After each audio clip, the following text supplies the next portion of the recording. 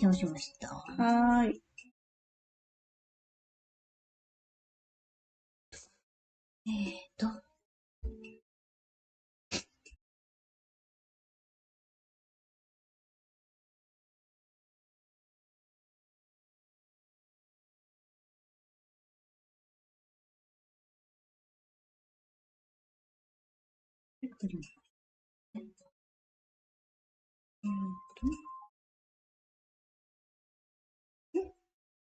もう始まるんだ。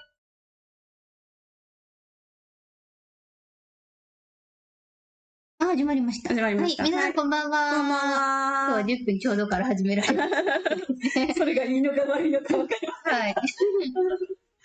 はい、かおりさんはまだ今日も準備中なので。はい。じゃあまずチャットから読んでいきます。はい今日118回目。 118回目。あと2回で200回。そう。おー。200回じゃない、120回。200回じゃない、120回。120回。で、なんか、次が、この YouTube のライブ自体は、もし次があったとしたら次が55なの。ね、あったとしたらね。今日が54回目なので、YouTube の方はね。そうそう。まあ、ないけどね。ないけど、54で終わりだ。はい、118回目でございます。はい。チャット読みます。はい、お願いします。友人こうちゃんさんいつも一番。いつもありがとうございます。ありがとうございます。今夜は飲みに出ちゃってます。なるべく早く帰るつもり。いいよ、別に。今夜もよろしくお願いします。そんなお気遣いなく。いいですね。楽しみにしてください。いいですね。ゴールデンウィークだもんね。飲みに行きたいですね。ねえ、ゴールデンウィークだから、楽しんできて。いや、友人こうちゃんさん連れてってくださいね。ねえ、本当だよ。竹下美恵さん、こんばんは。おいぎんしましたですって。おいぎんした。素晴らしい。おいぎんおめでとうございます。素晴らしい。はい。銅も上がってきてますね。ねえ、そうだよね。10円玉だけで大丈夫なのか。ちょっと。ね、10円玉が本当に換金できるのかどうかがわかんないので、ちょっとね。まあ、ウルビーは10円玉を、日本の10円玉を貯めておけっては言ってましたけどね。そう。さくやさん、ありがとうございます。こんばんは。ありがとうございます。いろいろと潮目は変わりつつありますね。いつも情報と翻訳ありがとうございます。潮目は変わってるんだけど、なかなかね、まさかの今週も登場だからね。そう。登場してしまいましたね。ね。ペコリ。リーツ K さん。かおりさん、みかさん、こんばんは。こんばんは。もう私、コンタクト合ってなくて、ちっちゃい字が見えなくて。そう。プリママンさんね。今日は間に合いました。ありがとうございます。ありがとうございます。プリママンさん、よろしくお願いします。ありがとうございます。リツケイさん、今夜が最終回になることを願ってます。今夜こそ、本当に。そうだよ。翔さん、こんばんは。いつも素晴らしい情報ありがとうございます。最終回かもですね。そうですね。さすがに今週こそですよ。小林悟さん、こんばんは。本当に今週こそ、シャンパンを飲みたいです。ですね。はい。シャンパンパーティーですよ。02023さん、こんばんは。いつもありがとうございます。ありがとうございます。ひでさん、今週もよろしくお願いします。よろしくお願いします。明日からグランドフィナーレですね。そうですね。過去断定。断定しちゃいましょう、どんどん。いや、もう断定で。少なくとも週明け、マーケット崩壊。だね。よささん。これはありがとうございます。これはブラジルからそうです、ブラジルの方ですね。ボンなんとか、ボンディア。全く見えない。おはようございます。おはようございます。ね。かおちばさん。かおりさん、みかさん。また会いました。嬉しい。これで、最終回と思うと。嬉しいような、嬉しくないような。すでにかおりみからするね。みーさん、こんばんは。いつもワクワクする情報ありがとうございます。よささん、3週間ぶりです。3週間ぶり。はい。ジェネラル・ルージュさん、今週も会えるのが、嬉しいやら。嬉しいやら。もどかしいやら。複雑だけどよろしくお願いします。本当にそうですよ。プリママンさんも会えないかと思ってたので、不謹慎にもなんだか嬉しい。タイパンさん、かおりさん、みかさん、皆さんこんばんは。最近よく経済ニュースで聞くのが、34年ぶりの円安。34年前を思い出すと頭によぎる歌が。それは34年ぶり。すごいね。読めない。それ来たね、34年ぶり。これ読めない。読めない。時時藤三郎。時藤三郎の勇気の印。懐かしい。わかんない。ビジネスマン。ジャパニーズビジネスマン。ジャパニーズビジネスマン。なんか聞いたことある。なんかそのフレーズ聞いたことある。そのメロディー。リゲイン、なんとか印。そういう CM 勇気の印みたいな。そう。なんかありそう。ジャパニーズビジネスマンってやつ。はいはい。バブルの時の歌ですね。そうだね。なんか、あれとは違うのかな、わかんない。今夜もよろしくお願いします。お願いします。なんかステーキスイーツチャンネルさん。はい。こんばんは、お久しぶりです。現在、ベトナム、ハノイに旅行を来てます。それにしても、ハノイはかなりきつい猛暑です。あら。そうですね。日本も明日、すごい暑い。全国的にめちゃくちゃ暑いみたいで、大阪なんて28度。オレンジさんこんばんは。今日もよろしくお願いします。お願いします。今度こそ最後。ボンタロウさんこんばんは。明日アーカイブで見ます。ぜひぜひ。はるちゃんさん、円安が進めば進むほど、これからの展開が楽しみで仕方ないです。ね。0202さん、リゲイン勇気の印。そうですね。なんかそんな感じだったよね。サイパンさん、かおりさん、リゲインに合ってますよ。合ってた。イェーイ。OK。終わりました。はい。いかがでしょう。終わってない、私は。34年ぶり。34年ぶりは気になるね。それはね。あれ、テキサススネークこんだけだったっけこいつボックスっていらないでしょ。でも、生まれたぐらいなんですよ、私が。そうだよね。おそらくね。それぐらい昔の話だよね。ね。だよね。テレプロンプター。どうしようかな。誰かなんか書いて。もうごめんなさいね、本当。今日はなんか、こ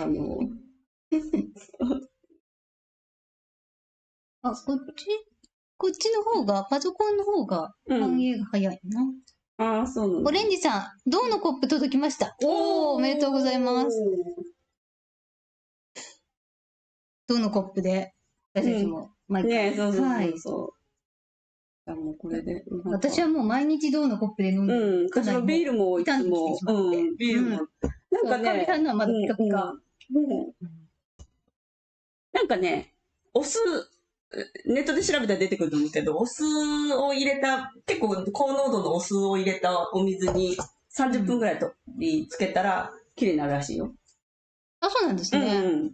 なんか調べてこないとやろうかなと思ったけど、お酢が結構な分量いる感じだったから、だからちょっとまたお酢買ってから、なんか結構お酢いいの買ってるから、もったいないなと思ったんで、安物のミツカン酢とか買ってからやってみようと思って。あと、銅の鍋を頼みました。買っといた方がいいよ、本当に。なんか、ね、この間、国在住なおこさんと喋ってるっていうか、チャットでやりとりしてて、で、なんかね、すごい銅のめちゃくちゃ給食室にあるような大きな鍋を、義母のお母様、お姑さんがすごいたくさん持ってらっしゃるんですって。で、それだったら、それすっごいお金になる。ねえ、すごい財産だよねって言ってて、そう。きっとすごい、銅の大きなお鍋とか持ってたら本当財産になると思うから、ぜひ買った方がいいと思います。マークセットが私全然今日、0202さん、レモンの皮でこするっていうのも。なんかね、いろいろあるんだよね。鍋のね、そう。マークセットさんが私全然できてない。まあいいや、もう今日は、マークセットさん後で。欲しいな。まだ全然私。とりあえずじゃあできたのから。からね、話して、で、ちょっともう、ミカちゃんにメインで喋ってもらって、読んでもらって、私、ちょっとまた足していくわ。待ってね。じゃあとりあえずできたやつだけ。じゃあ私読んでる間、マークゼットさんは。マークゼットさんのやつちょっと探すので。ポテトさんだけがちょっとまだ全然足りてないな。そう考えると、いろいろ足りてないような気がする。で、できたのだけとりあえず送ってもらって。とりあえず送るんで。頑張れ、ミカさん、頑張れ、かみさん。ごめんね、いつもね、ギリギリで、本当に。ね、今日は一日このことしかしてないんだけどね、私。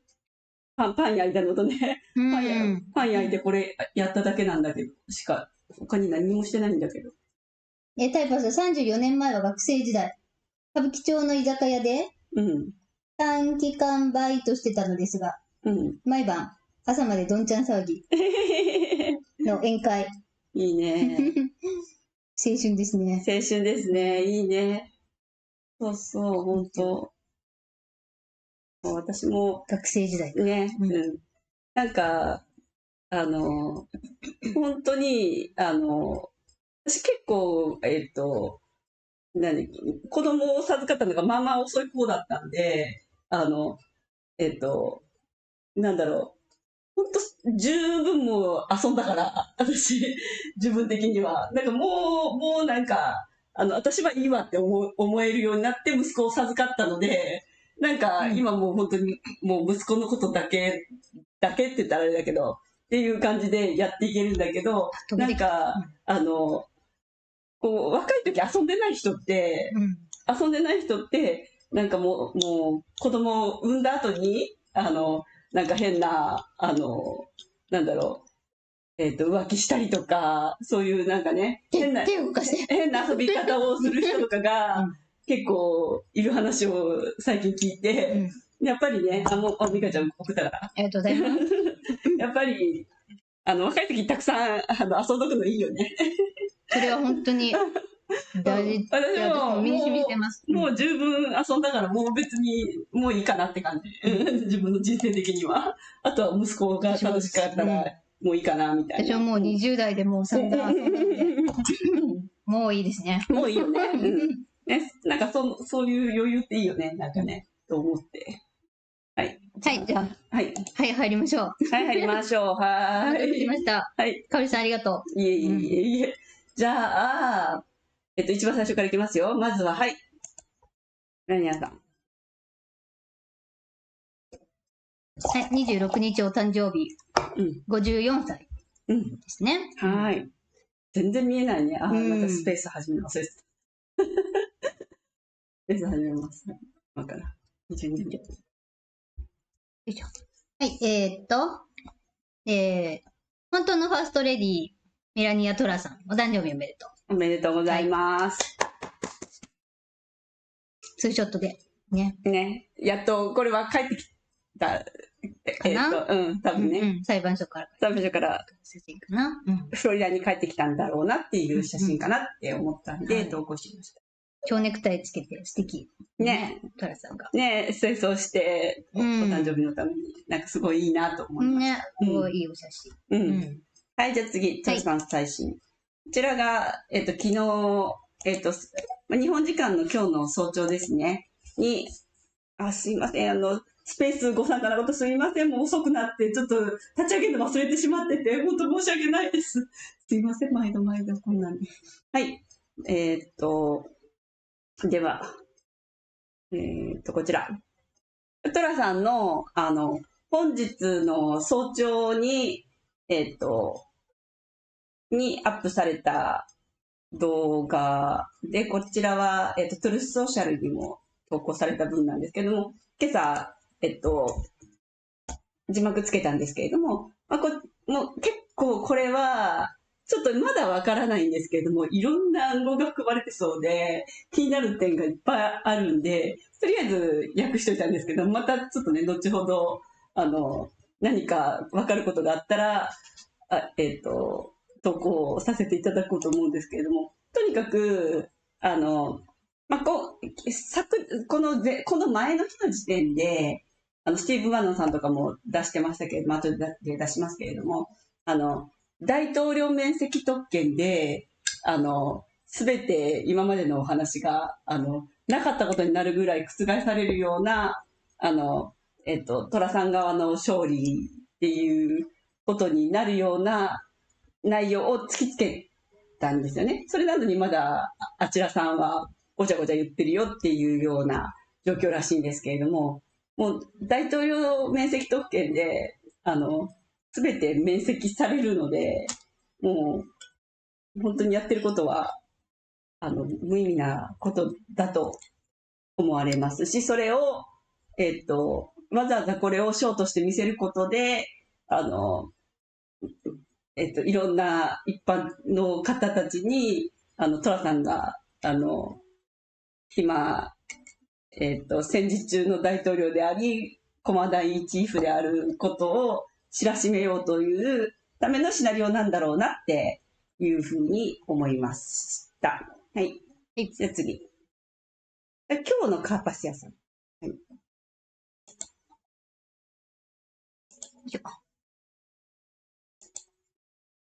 あれじゃあこれ読んでる。ね、お願いします。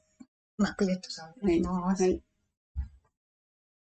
今週結構いっぱいあったんじゃなかったね、あったのにね、私1個もあげてなかったから今まで。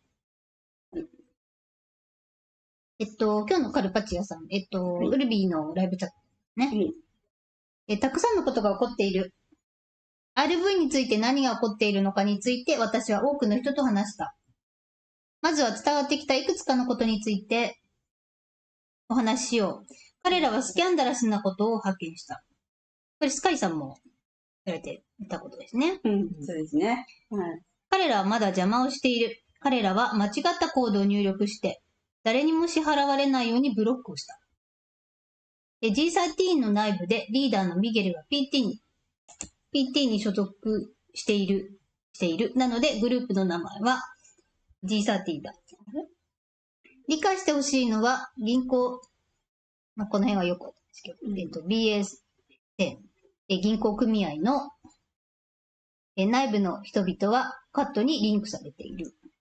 これらの愚か者たちは邪魔をしたいだけだ。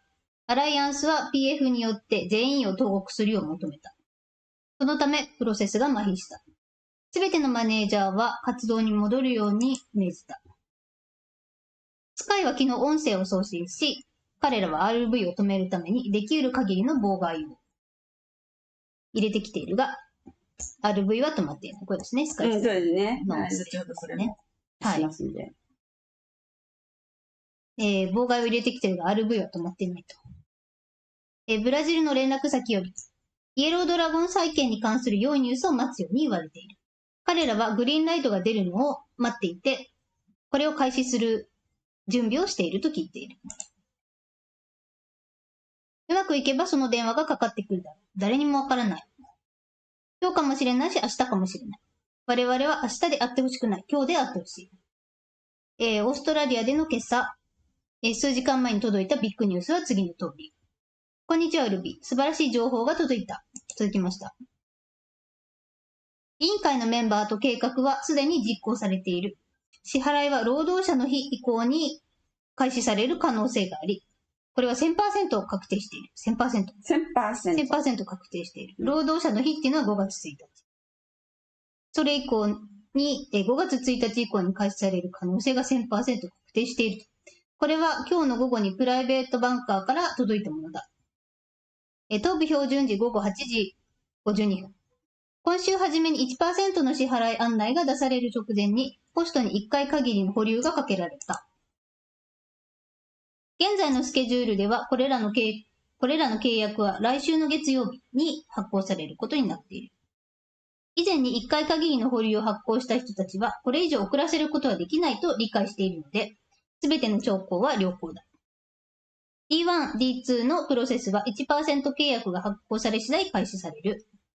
米国でのトリガー取引は月曜日に、海外では火曜日に決済される。すべてのプラットフォームは5月1日に開始される。5月1日以降っていうことで。本当だといいな。そこでしょう、いくらなんでもね。繰り返しになるが、この遅延の多くはイラクディナール為替レートのリリースを遅らせることを目的としていたが、予想よりも遅いとはいえ、進捗状況は良好だと。おはようウルビ。また違う方ですね、これも。おはようウルビ。世界通貨リセットに関して何が起こっているのかについてお伝えしましょこれは数時間前に私に送られてきた情報です。4月25日木曜日時点で分かっていること。召喚担当チーフは4月27日土曜日から始まるティア 4B グループの変更予約のための800番号のリリースに立ち会うため、本日4月26日金曜日に出張する予定。4月19日、ニューヨークを拠点とする世界中すべてのペインマスターであるマイケル・ルーベンによって確認されたように、世界通貨の再調整プロセスが開始された。彼がこの作業の責任者である。待って、信じていてほしい。もうすぐそこまで来ている。あといいかな。数時間以内か明日できれば今日その電話がかかってくるかもしれない。私が連絡を取っている巨大なクジラがいて、彼は流動性のあるお金を受け取る手続き中だ。彼は私に電話をくれることはないが、彼は私に支払いを受けたというサインを送ってくれる。それは流動性のある資金だ。これは現場の人物から直接送られてくるものだ。第三者からではない。だから、彼はこれが起こったらシャンパンボトルを用意するように言っていました。シャンパンボトル用意でお願いします。もうすぐですよ。はい、はい、終わりです。はい。じゃあその次は、次ちょっと言ってもらっていいですか？次は、スカイさん。じゃあスカイさん、それ長いのでお願いします。で今の、コード入力の妨害の話の関連でスカイさんですね。そうですね。はい。でスカイさんの音声、かおりさんが訳してくれた分です。音声訳。皆さん、ちょっと耳にした噂話があります。15分ほど前に入ってきました。それをシェアしていいかどうか確認していたところだったのですが、これから話します。テキサススネークが話していたと思うのですが、900人ほどが集まる銀行家たちの大きな会議について。それは行われている最中で、もうすぐ終わります。ちょうど休憩から戻ってくるとか、そんな感じのところです。とにかく、まだ RV が行われていないのは、それが理由なんです。引き金がまだ引かれていないのは、私たちにとっても、全員にとっても、大銀行家の、秘書や個人アシスタント、そういった人たちが何人もいるからです。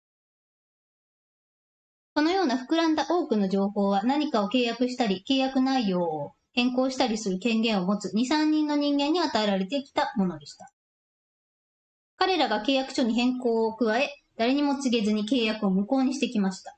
基本的に彼らによる署名は RV やその他も、その他諸々を停止させる力を持っているんです。銀河評議会は、秘密宇宙計画とともにこれらの人々を尾行していて、量子コンピューターで彼らの携帯電話をコントロールしています。携帯電話やノートパソコンなどが起動した瞬間にすぐにわかるようになっているんです。彼らは会議に出席していた誰かがトイレ休憩に行ったのを見つけ、携帯電話を手に取り、RV を止める方法、イラクの心霊と変更を止める方法、その他諸々の情報を送り始めました。あら。ね、そうなんですよね。あら大変。あら大変。しかもあったそういう話を、やってる時のライブの15分後とかに、スカイさんが報告してくれたというすごい話です。彼はすぐにトイレで逮捕されました。はい。ね。銀河評議会が今言っているのは、遅れに遅れているのは次から次へと起こる問題にうんざりしていることのせいだったということ。はい。もし誰かが RV を止め、人類の前進を止めるために何かを計画しているのだとしたら、彼らがそれをやったかどうかは関係ありません。もし計画しているのなら逮捕する。問答無用です。もし彼らがそれを実行しようとしているのなら逮捕されます。彼らがもし証拠を追っているのではなく、意図を持つことは犯罪と同じくらい悪いということです。そういう意図を持っただけでもうダメっていうことです。もう周波数も測られたら一発で分かっちゃう。だから彼らは全員逮捕されました。悪いことをするべきか、良いことをするべきか。どっちつかずの人が2人います。彼らは人類が前進するためにあらゆる種類の否定的な意図を持つあるいはそうでない他のすべての悪者を監視してきました。彼らは全員逮捕され、次に向かうところです。だからそれが実現した今、彼らがすべきことはグリーンライトを出すことだけです。というのも、それが彼らが最後に連絡を受けたことであり、銀河評議会のおかげでもあるからです。秘密宇宙計画、その時は考えられませんでしたが、今は前進するためのグリーンライトが出ているのです。だから2、3日のうちに次の段階に進むはず。進むはずですよ。彼らはただ私が記録しようとしているすべてのものを手に入れたいだけなのです。そして誰もがメドベッドチーム、召喚予約チーム、そしてすべてのアライアンス、トゲてきちゃった。トゲちゃった。そしてすべてのアライアンスメンバーの連絡先の両方に対して課せられた課題を設定しています。人道的資金を交換する各人と連絡を取ることになります。彼らはただすべてのポジションの準備を整え、すべての通知を、発送する準備をしているところです。そうすることで私たちは監禁に行くことができ、安全になり、癒され、残りのすべてを得ることができるようになります。これが噂話で文字通り今20分ほど前に入ってきました。すごいですね。そうそう、この情報を共有してもいいか尋ねたところ、彼らは、全く問題なしと言ったんですよ。作戦はすでに実行され、関係者はすでに逮捕されているので、この情報を共有することで何かあるいは誰かを危険にさらすことにはならないからです。もう済んだことですから。誇りは払われ、もう終わったことなんです。はい。ね。だから結局のところ、今までこう、言ってはダメっていう、ふうに言われてきたことっていうのは、そっちに置いといた方がいいかも。ちょっと、一回冷蔵庫入れて、冷凍庫入れて、もう一回出したらいいかも。そうしましょう。っていうことっていうのは、その測る物差しっていうのが、誰かを危険にさらすとか、そういう、内容かどうかっていうのが多分、その物差しだったんでしょうね。これを、見るところ。なので、もう、今回のこの件を公表したところで誰も危険にさらすことはない内容だから、話して大丈夫だよって言われたってことなんですね。話したらダメって言われてきたことっていうのは多分、そういう誰かに、誰かが危険な思いをする可能性があることっていうのが物差しとして、そういうものが、言ってはいけないとか、そういう指示が出てた内容だったのかなっていうふうに思いました。はい、そうしましたら次が、じゃあ、コトレル。はい。ハーマータイム。こちら、リバティラウンジャーのバーディーを、バーディーさん。コットレル氏はもうすぐハンマータイムだと告げられたと言って。すごいね。もうですよ。コットレルさんが言ったらもう本物これはもうすぐですよ。そうそうそう。なんか、この間、私、先週の、この YouTube ライブ見直ししていて、違うかったかな。テレグラムだったかな。なんか、コットレルさん、何のコ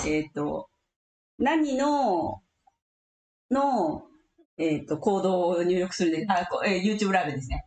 でしたっけっていう質問があって、で、特定の国の RV のっていうふうに言ったんですけれども、はい、じゃなくて、ちょっともう一回調べ直したんですけど、GCR 全体ですね。GCR 全体のコード入力ですね。で、コトレルさんがなぜ選ばれたっていうことについてなんですけれども、コトレルさんもともと、ブ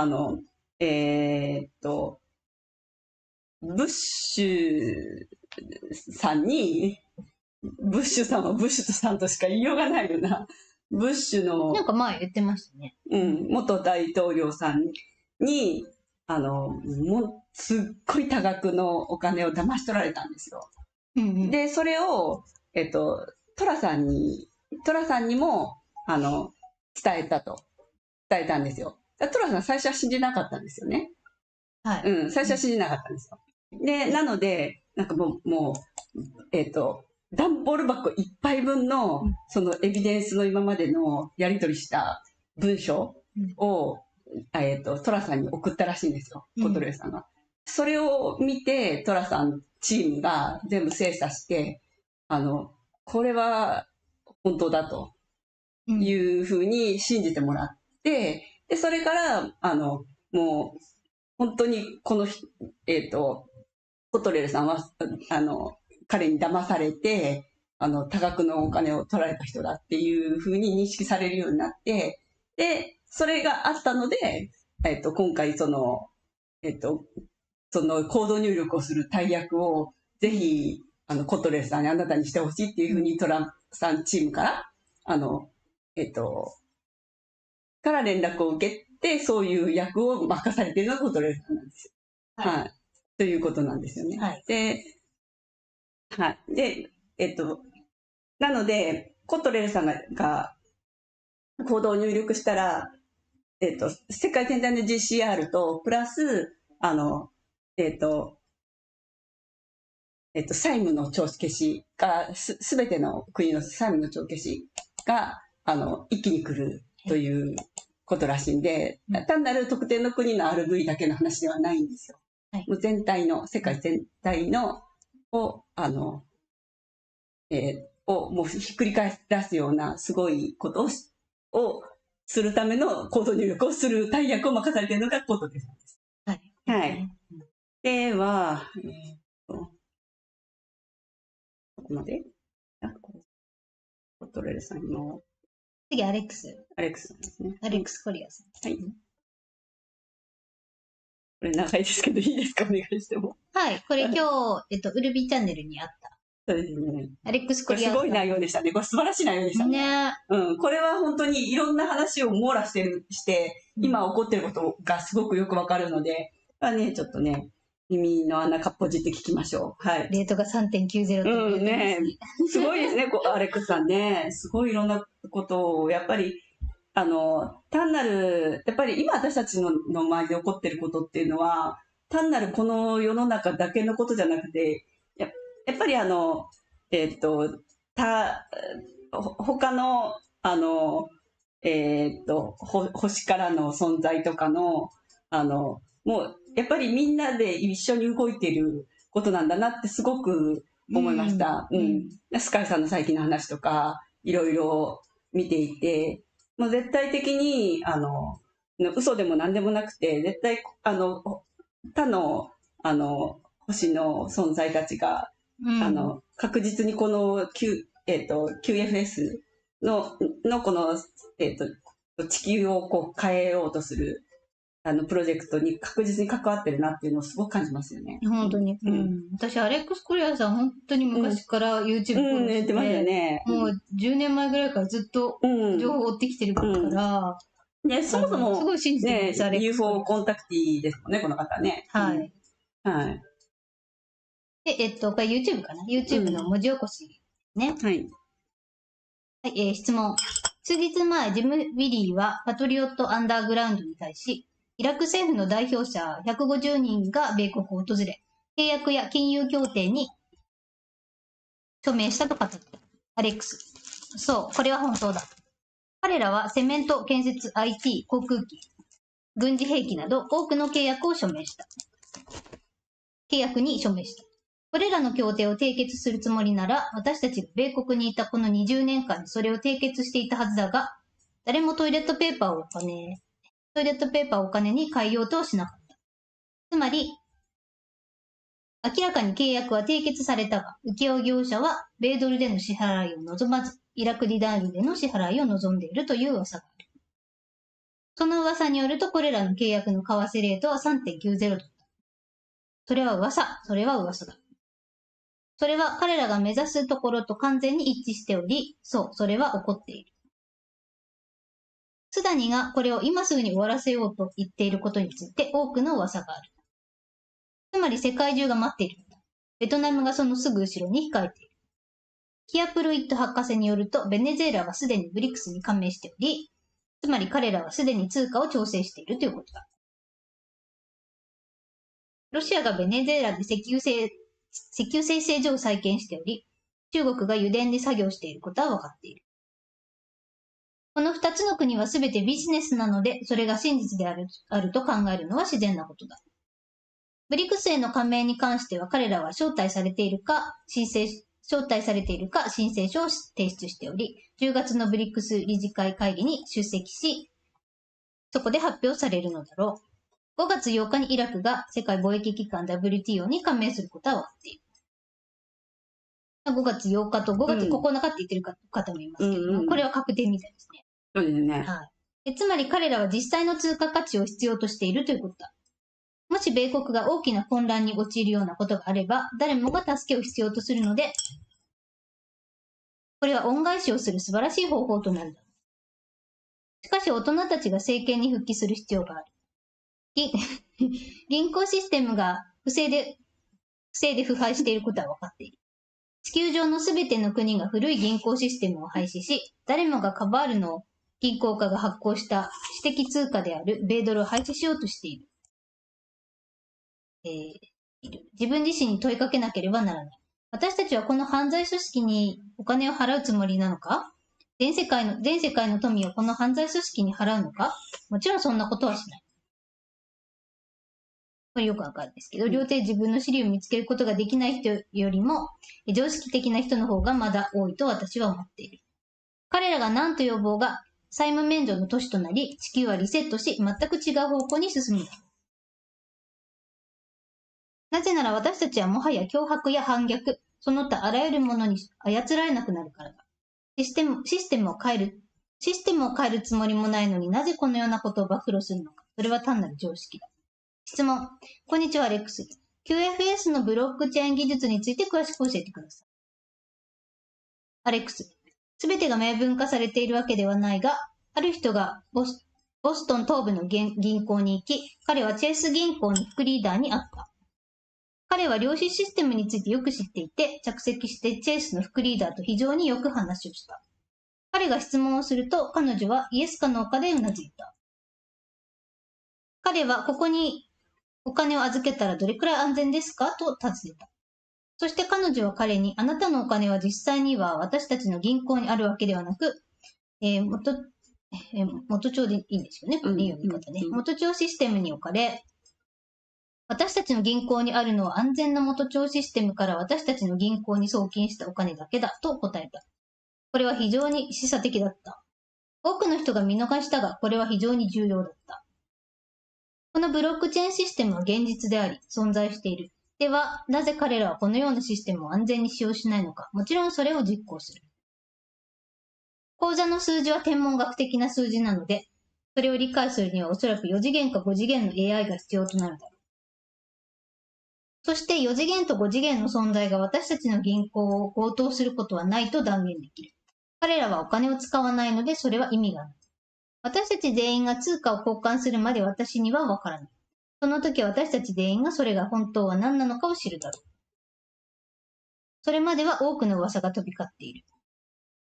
換金センターで働く人たちは QFS とは何か、それに関わるすべてのことについての1時間半のビデオを見せられたという噂があるが、彼らは全員非常に厳格な NDA のもとにいる。株式市場で何が起こるかわからない。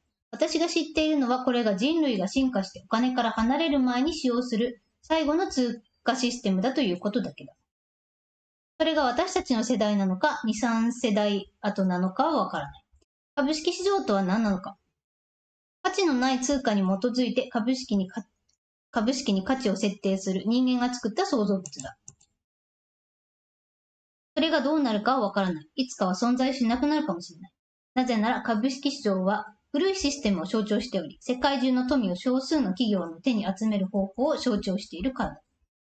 その少数の企業は一族が所有する信託によって所有され、さらに少数の企業によって所有されている。これらの一族は自分たちが世界と人類を所有しており、人類の 90% から 95% が存在する権利があるかどうかを決定する権利と知識を持っていると考えている。質問。地球平面説については多くの議論があるが、あなたの見解を知りたいです。アレックス。来週地球の形の写真をお見せしよう。これ楽しみですね。来週見ないと。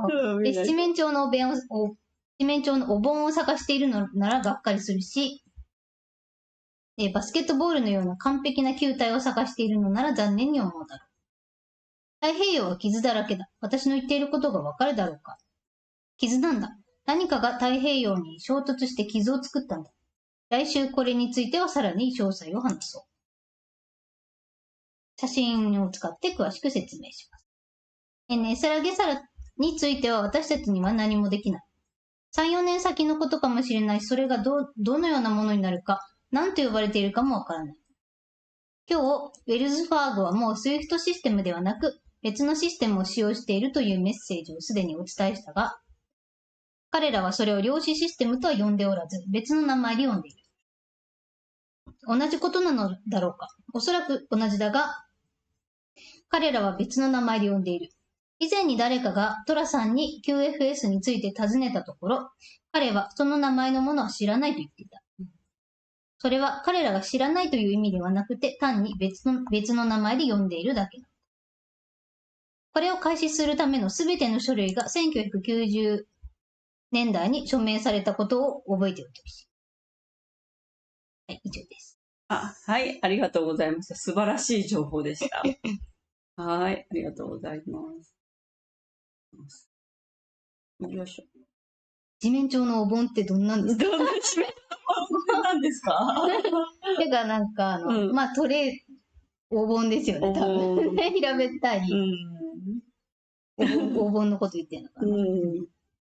なんでしょうかね。地球平面説って、本当にもうおせんべいみたいな、半月型地球はそういう形で、その上の平らな部分に人間たちは生活してるって思ってる人もいますからね。多分そのことを言ってるんでしょうけど、それは違います。それは違うんだよ。ね、本当に写真見せてくれるのか楽しみです。ね、私、すごいいつも思うのが、私、自分の家に、ずーっと昔から、昔ね、マリリン・モンローがこう持ってた写真があったと思うんですけど、フラットアースの地図の写真がありますけれども、あれと同じものの、レプリカみたいなやつを私持ってて、ポスターがあって、それをずっと昔から家に飾ってるんですね。で、いつもそれを見て、それも毎日いつも、眺めていて、で、私の家に、その地図と、あと、めちゃくちゃ大きい世界地図、フランスのミシュランの世界地図を壁一面に貼ってるんですけど、いつもその2つを見比べながらいつも見るんですよ。毎日。毎日見てるんで、いつも思うのが、オーストラリアの形があまりにも違うんで、オーストラリアってめちゃくちゃ長いんですよ。こんな形なんですよ。大きさも違いますよね。大きさも違うし、だから、絶対あれはオーストラリアに住んでる人たちは、車で走ったりすると、距離が絶対地図で見てるのと違うって思うんです。横長なんですね。めちゃくちゃ長いから、めちゃくちゃ、すっごい距離あるんですよ。なんかそこら辺、オーストラリアのことを、なんだろう、その実地の人の話と、言われてることと絶対差異があると思うんで、それをなんかもっと掘り下げてたいなとか、ちょうどなんか今日また地図見ながら思ってたんですけれども、オーストラリア、あれは住んでる人は絶対、あんな形のはずないってみんな思ってると思います。めちゃくちゃ、だって2倍ぐらいの距離になりますもん。横の距離が。ですよね。絶対違うから、なんかオーストラリアを、なんか、ねその航空写真で本当に撮れるもんなら、もう広すぎて無理だと思うけど、撮れるもんなら撮ったもの見てみたいなって思いました。まあ、それも含めて、来週楽しみですね。ねえ、アレックスさんの写真を本当に出してくれるんだったらすごい楽しみ。ね、Google マップがいかに嘘ついてるかっていうことを、ね。はい、そうしましたら次が、アレックスさんの次は、フリーダムファイター。はい。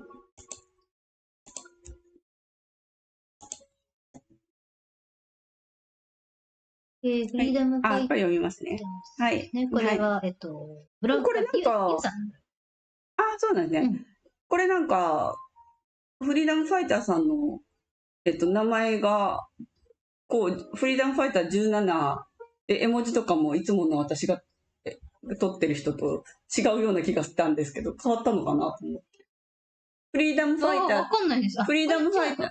違うフリーダムファイターと違うやつ。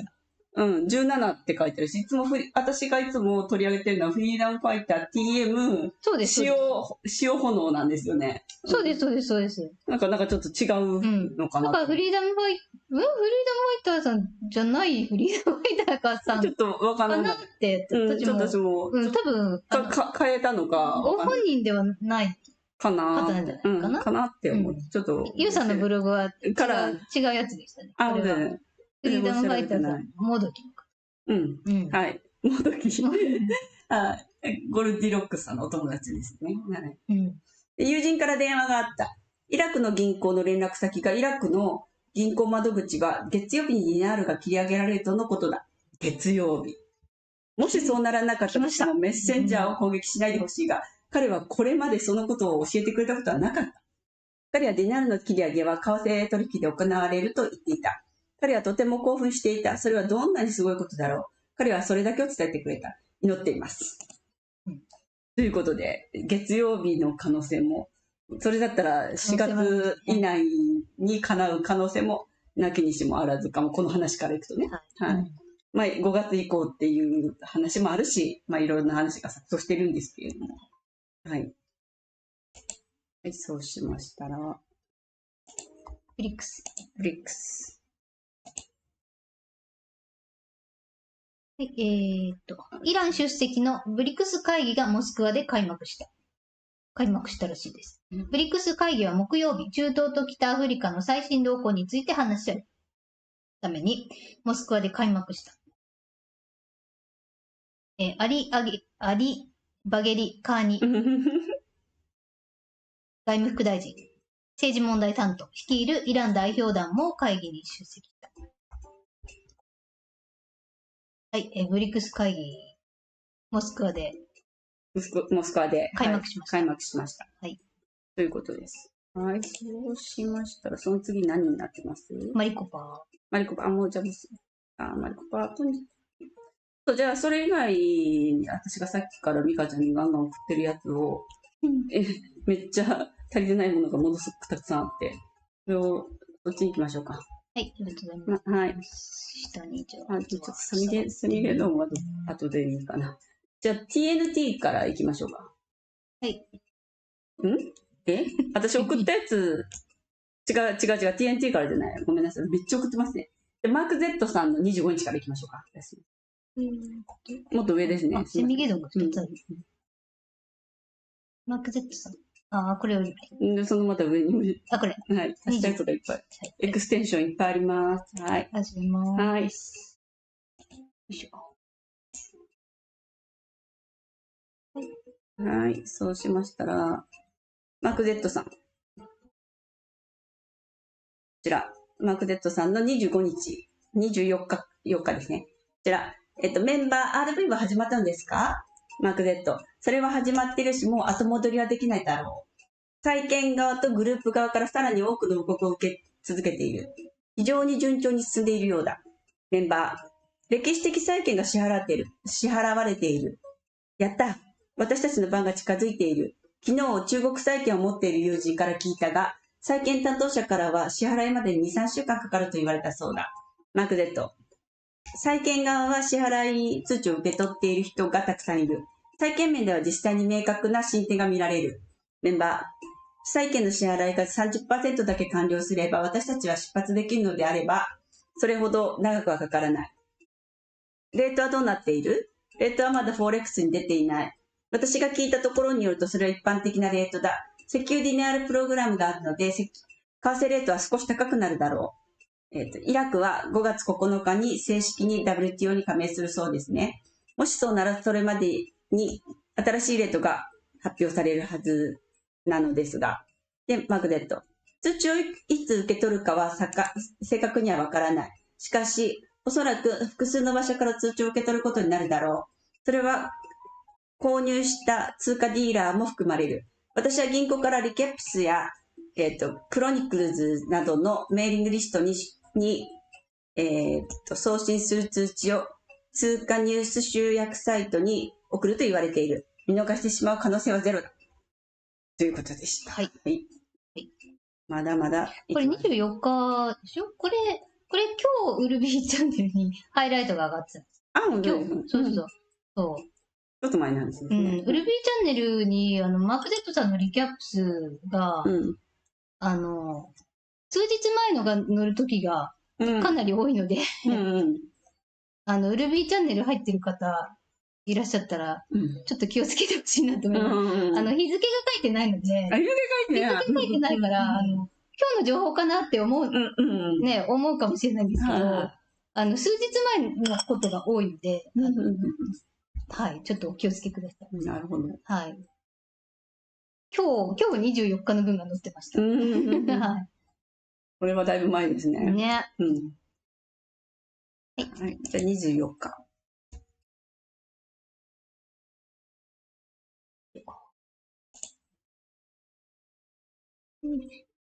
同じだな。これ同じでした。すいません。間違えました。同じですね。で、次。ちょっと話しておりますけど、次、ベネズエラ。さっき話に出ましたけれども。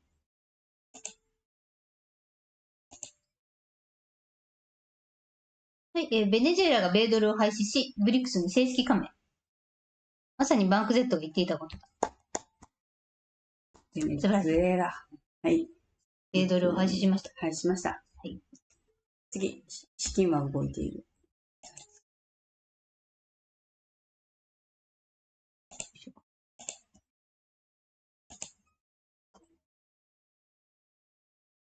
はい、24日。はい、こちら。マーク Z による、これルービーからですね。マーク Z によると資金は動いてあり、債券側では順調に進んでいる。さっきの話ですね。RV は、今日から5月9日までの間にいつでも実施されることだろうとのこと。マーク Z、4月23日。さらにお金を受け取って使っている人もいる。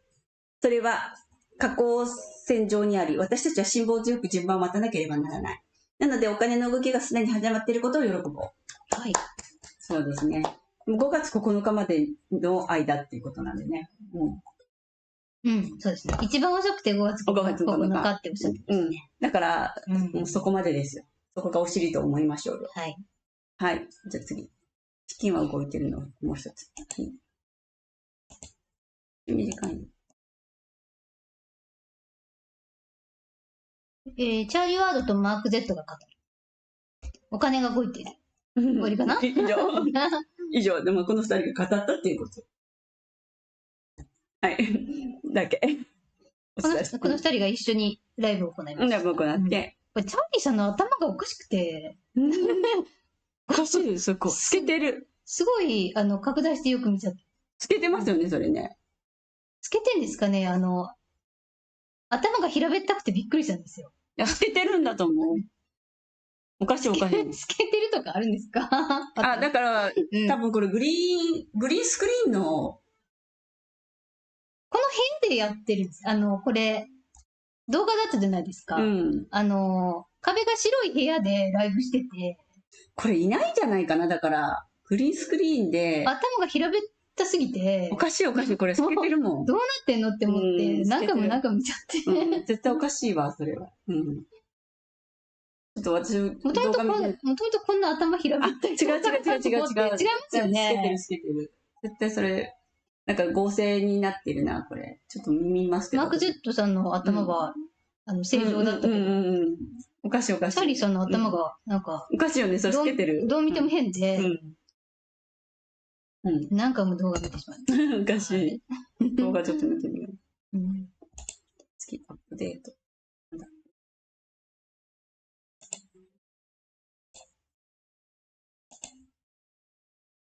短いな。これ読みます。たった今、マーク Z からのアップデート情報だ。これ、いつ ?24 日。だが、債券の支払いが行われている、生産されていることを確認したとのこと。これさっきなんですね。で、また、ティア4のトリガーポイントは、債券の 30% が支払われた時点であることも確認した。まあ、さっきのこと、ね。はい。はい、じゃあ次。はい、ちょっと飛んで、トレッシース。よいしょ。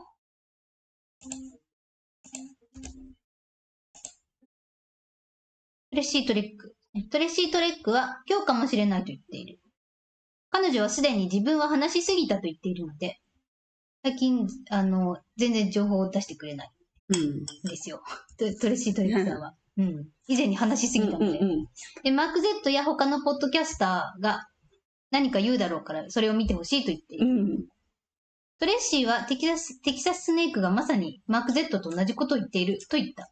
マーク Z もブルースもチャーリーもテキサススネークも同じことを言っていて、私たちは今、本当にその場所にいると彼女は考えている。どういうこと？トレッシーさんはウルビーをあまりよく思っていないので、だから、ここに自分の名前がないんだって言ってました。ウルビー。なるほど。はい。ちょっと、ね、ハートパッカンみたいな。ハートパッカン。次。はい。ウルビ24日。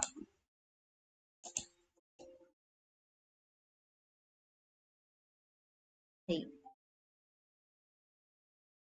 読みますね。ちょっと待ってくださいね。それされるな。ブラジルからのアナウンス。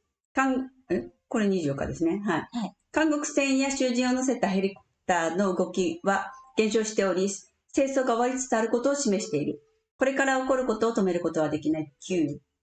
20隻以上の韓国船が戦争のために米国から供給され、ブラジルに送られたということでね。はい。これね、ブラジルかな相当進んでいるような情報が他にもありますね。あるね。らしいです。ブラジルは戦争が終わりつつあって。らしいです。韓国船もヘリも減ってきたと。ということです。じゃあ次。はい。2番目でしたっけ？はい。はい、24日ですね、これ。で、イラク。財務委員会。2024年予算スケジュールは来週議会に到着する。来週ですね。はい、レート変更をなくして予算承認は行われない。私の意見では彼らは全ての合意契約に署名した後、承認のための最終的な数字に取り組む。法律専門家のアルタタミ、畳じゃない。畳やってタミミ。畳さん。畳さん。法律専門家のアルタミミ氏が確認したところによると、予算スケジュールの修正は予算法を承認する場合と同様に憲法上取り扱われる。なぜなら予算案は法律全体の不可欠な部分だからだ。とのこと。アル・カラビー財務委員。5月9日から始まる会員の9回前に2024年予算を送付し、承認する可能性がある。つまり、議会が9回を迎えることができるのは、日程の修正案が審議会に提出された場合、その採決が終わってからということになる。アルスダニ。全世界が待ち望む中、議場はあなたのものだ。正確な日付とレート変更しているのはごく限られた人だけだ。イラク・レイナルド・ジェイシー。匂いがプンプンするんですけどね。本当ですね。匂いばっかりで。ね。はい。これね、5月9日また出てきましたね。はい、そうですね。23日。これ。24日の一番最後ですね。そうか。そうですね。一緒かな。こちら。ウルビー、今後は沈黙するよう指示が出たとのことで、今朝のウルヴァリンのライブチャットはお休みになりました。ミカちゃんからの注釈ですね。ね、沈黙するような指示が出たということですね。はい。次、読みます。他のチャンネルの情報提供者も同じことを言われ、ライブなどをキャンセルしている。我々全員が今後は静かにするようにしているよう言われた。私もみんなと同じように疲れていて健康にも影響が出ているので、今週こそはと願っている。今週中にオペラが公開できるか、リッチーがラ・バンバンを公開することを祈っている。祝福をっていうので。よくわかります。よくわかりませんか。ラ・バンバなんか全体的に指示が出されたらしいですけど、あんまり静かにしてる方はあんまりいないかも。見つからないですね。でも意外と結構、フィルさんとかも結構静かなんでね、このところね。そうですね。静かですね。ライブもできないんじゃないですかね、おそらく。この、指示が出た後、もう朝のライブチャットないのかなと思ったら。結構してますよね。今日もあったし。ね、してますもんね。普通にしてますね。普通にしてるじゃんと思ったりもしてますけど。できるだけ話せる限りのことを、お伝えするよって前置きはありましたけど。はい、じゃあその23、次の22とかに。はい。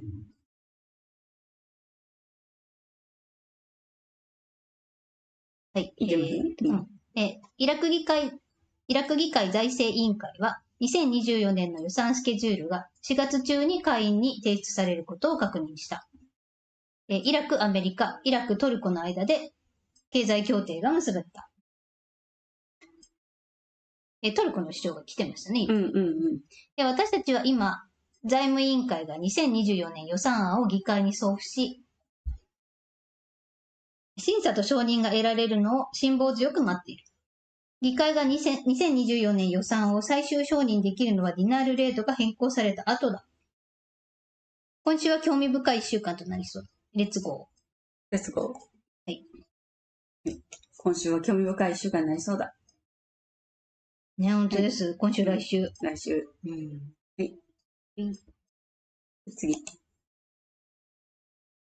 あ、これ同じなの。ごめんなさい。2つ重なってたみたい。同じものを。あ、違うあれ ?23 日の最後ですよね。あ、違う、最後じゃない。2番目だ。あれ、2番目今一緒じゃなかったかな。あれおかしい。2番目、みんなイラクの。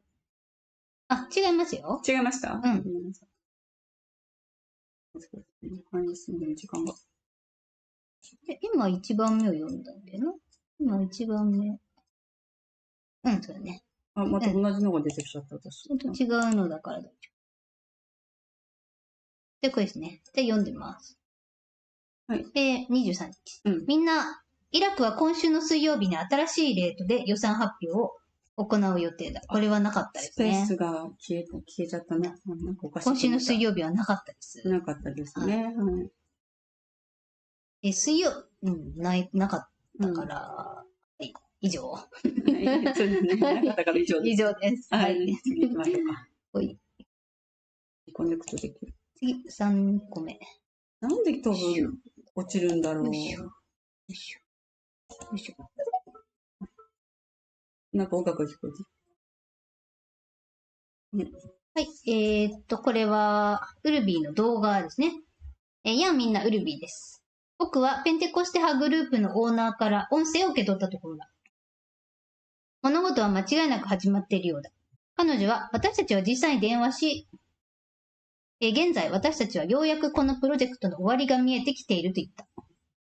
彼らは実際に人々に資金を配布し始める。良いニュースが入ってきた。そして僕が言ったように監査人が来てマイケル・ルービンが委員会と会議を行い、今週は素晴らしい週になるだろうと言っていた。それは非常にポジティブな報告だった。日付については言及するつもりはない。マイケル・ルービンが誰であるかを知らない人のためにこれだけは知っておいてほしい。彼はトップでありナンバーワンのペインマスターだ。すごい。世界中のすべての支払いを管理している。彼がグリーンライトを受け取った時に、我々にグリーンライトを出すべき人物だ。これは良いニュースだ。だから僕は今週はまだ良いニュースがあると固く信じている。特に実際にトップから来ているからね。マイケル・ルービンはナンバーワンの男だ。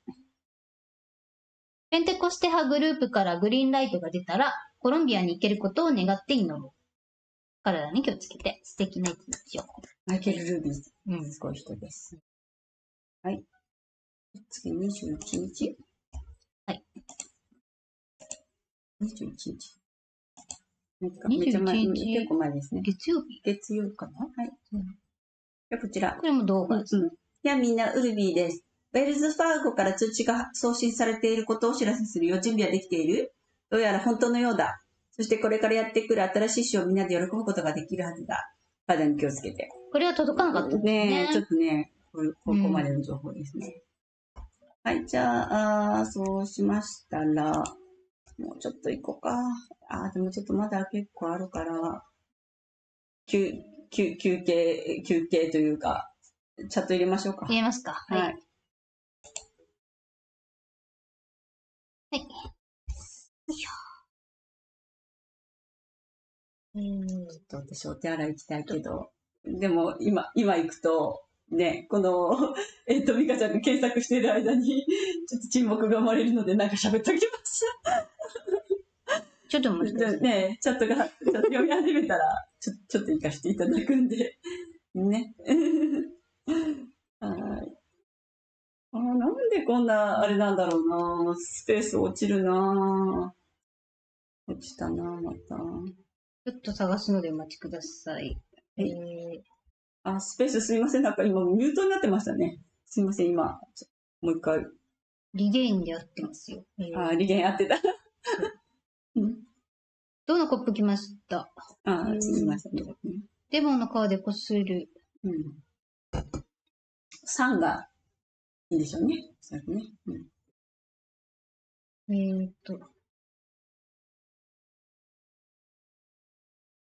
はい、LGM964 さ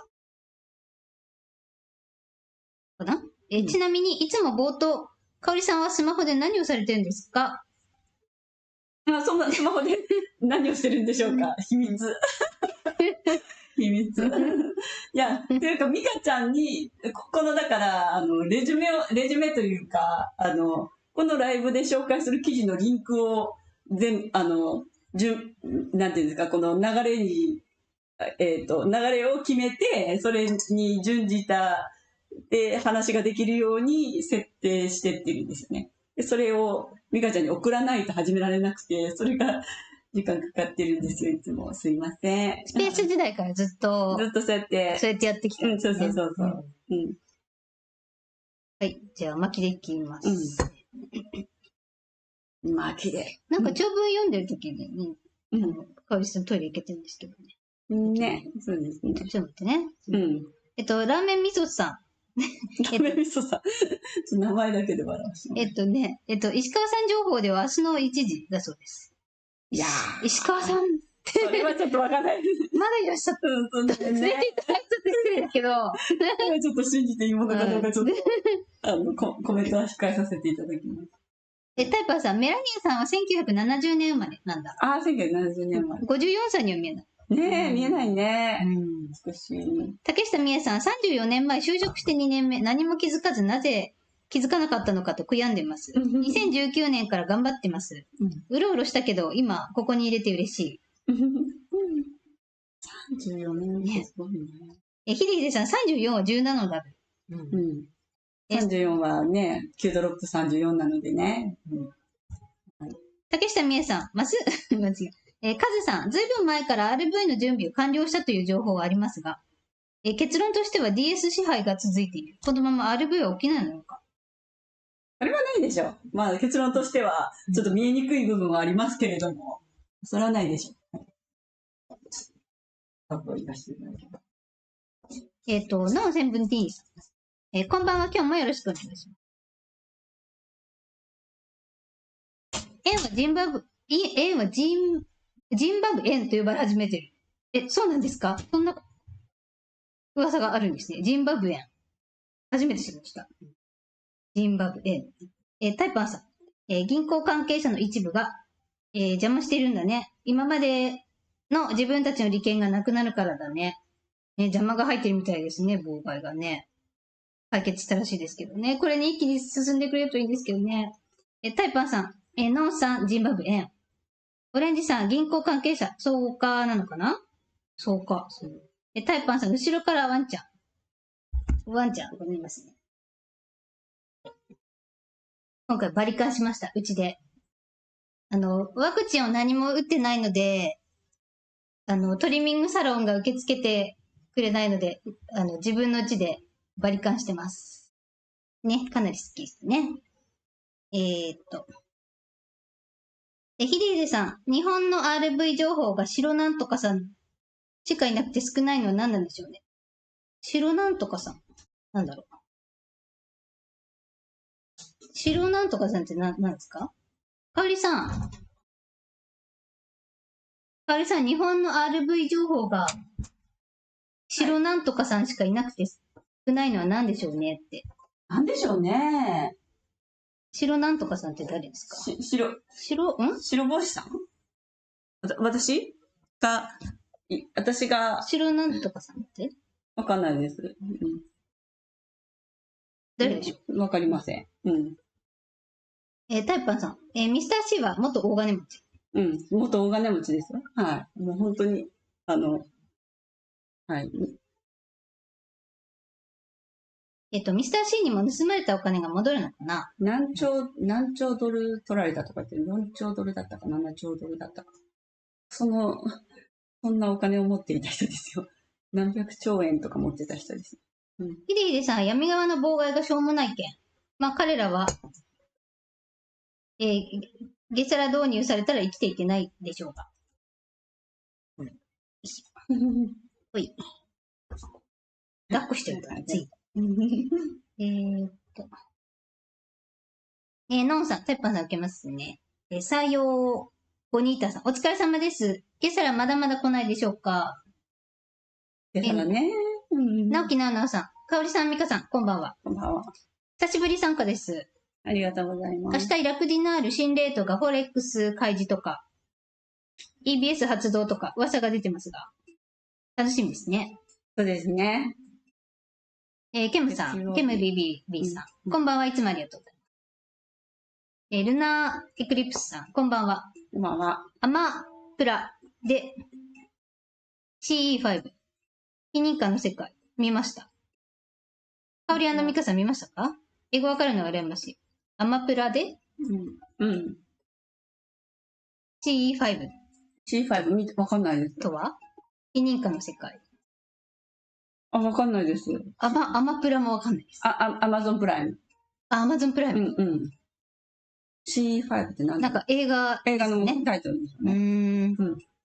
非認可の世界。わかんないね。ちょっと調べてみようかな。オレンジさん、高望みしません。4月中に、G サラ。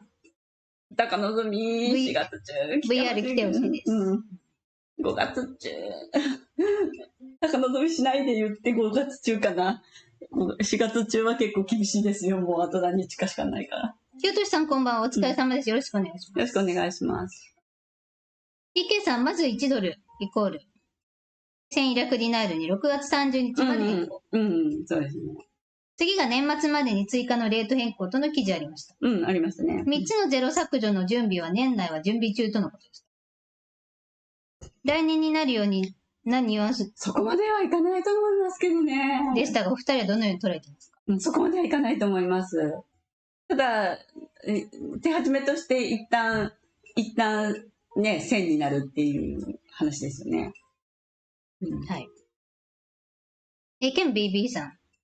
最近このゴールデンウィークがゴールドウィークになるかもと言われてますが。ゴールデン、そうですね。とても楽しみですが、どうですよね。どうなんでしょう。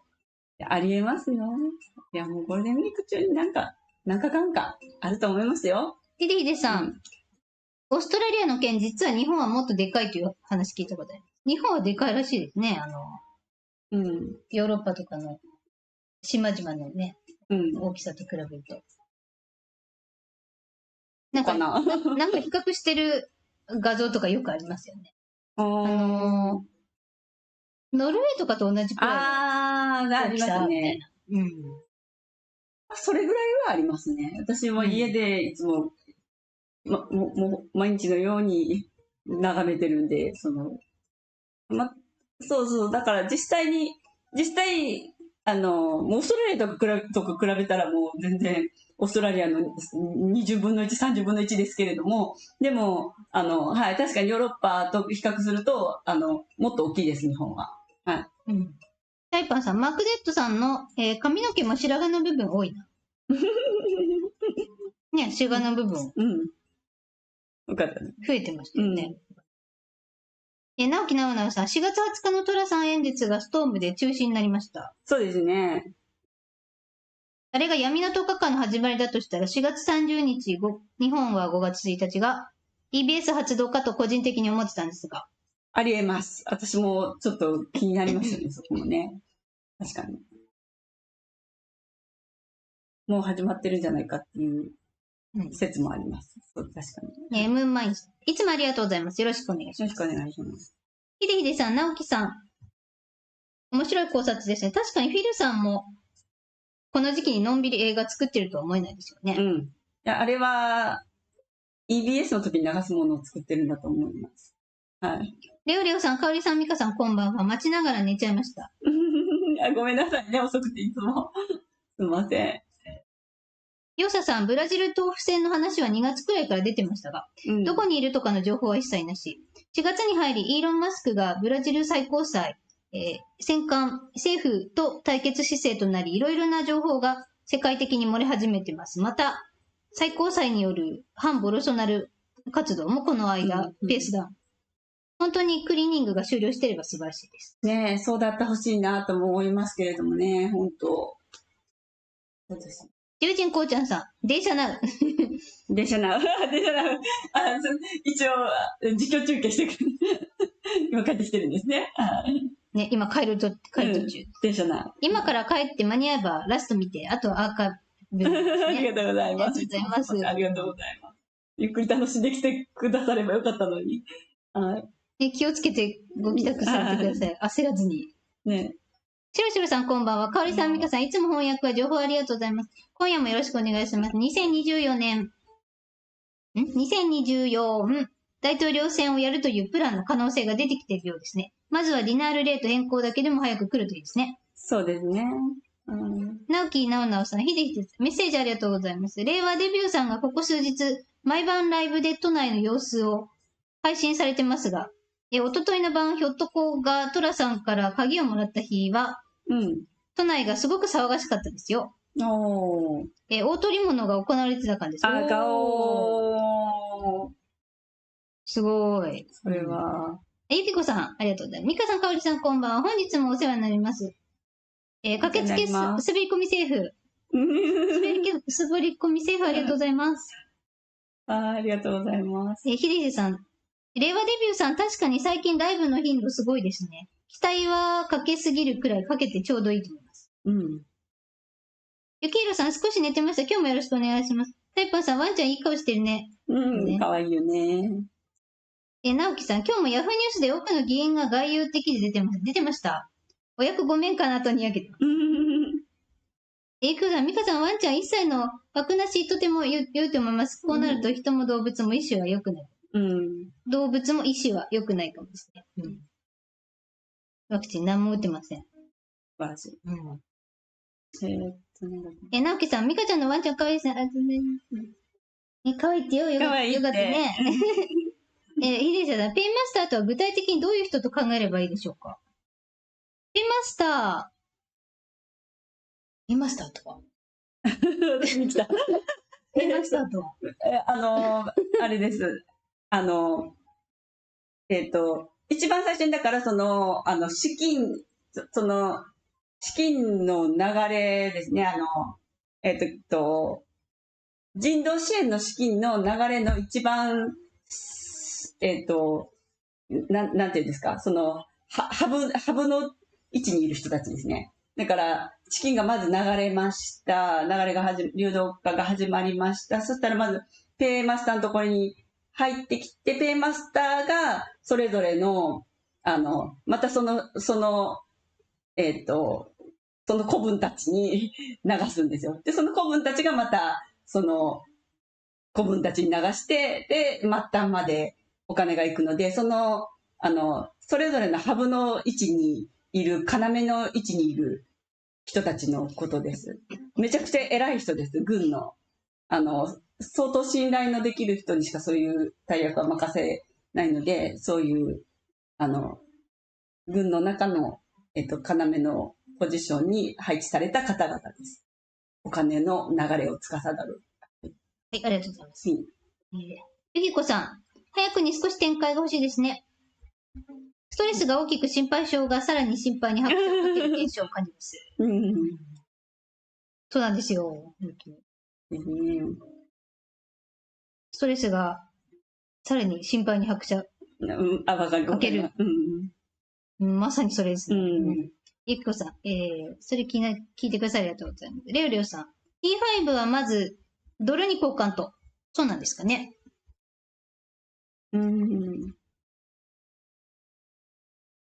シャズナブルさん、皆様こんばんは。ブランシング裁判の判決が出そうですね。その話もありますよね。出そうです。もし一個だけ情報あったかな、ブランシング裁判。ありましたね。はい。ヒデリさん、支払いの構造がいまいちよく分かってないです。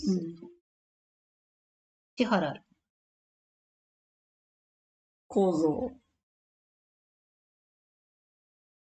もうちょっと。T1 から T4B までの支払いのことだと思います。私もね、ちょっとその話出ましたけどね。説明。ちょっとまだもうちょっと、どの部分をどう知りたいかをもう一回具体的に言っていただいてもいいですかね。いや、大雑把すぎて答えようがないです。はい。はい、ゆきこさん、わからないのに当然ですよ。邪魔が、すごいですね。いいです。思い出した。白ブートさん。白なんちゃらって言ったのが白ブートさん。白ブートさんですね。何の話ですか？白なんとかっていう。その人ぐらいしか、RV 情報が日本から出てこないっておっしゃってた。それが白ブートさん。そうですね。白ブートさん、石川さんのことですか？違う、私が紹介している白ブートさんですよね。石川さんは茶ブートですよね。どうだったか白ブートだったか。ですね。はい。はい、以上です。はい。はい。じゃあ、話戻していきましょうかね。はい。じゃあ、後半戦いきますよ。はい。まだまだいっぱいありますよ。はい。じゃあ、じゃあ、さっきのところに戻りまして、下側の方ですね。ちょっと一応、ちょっとここで、なぜ今ここにって感じだけど、セミゲドンに言っときますね。思い出したので。これね、もう1ヶ月経とうとするから、ね。そうですね。もうそろそろなんですよ。日食の日の約1ヶ月後なので、4月8日だったので。5月の頭になったら、もうそろそろになってくるんですよ。こちら、認識を変える準備をしてください。セミゲドンが始まる。セミの創造示唆で、サウスカロライナ郡の住民が警察に通報、もうすでにちょっと始まってるみたいです。セミがうるさいですよ。ね、こんな。警察も通報されても何もしようがないですか？セミ。何をするんでしょう。セミさん、こらちょっと静かにしなさいっていうぐらいかな。もう消火器吹きかけるとか。もうせっかく。樹木に向かっていや、かわいそう。セミさん、静かにしなさいって言うだけ。言うだけ。聞かなそう。聞かないわ。何も効果ないな、それ。何も効果もない。ね、警察に通報して何かしてくれるんだったら私も通報したいですよ。夏になったら。ですよね。睡眠の妨げになってますから。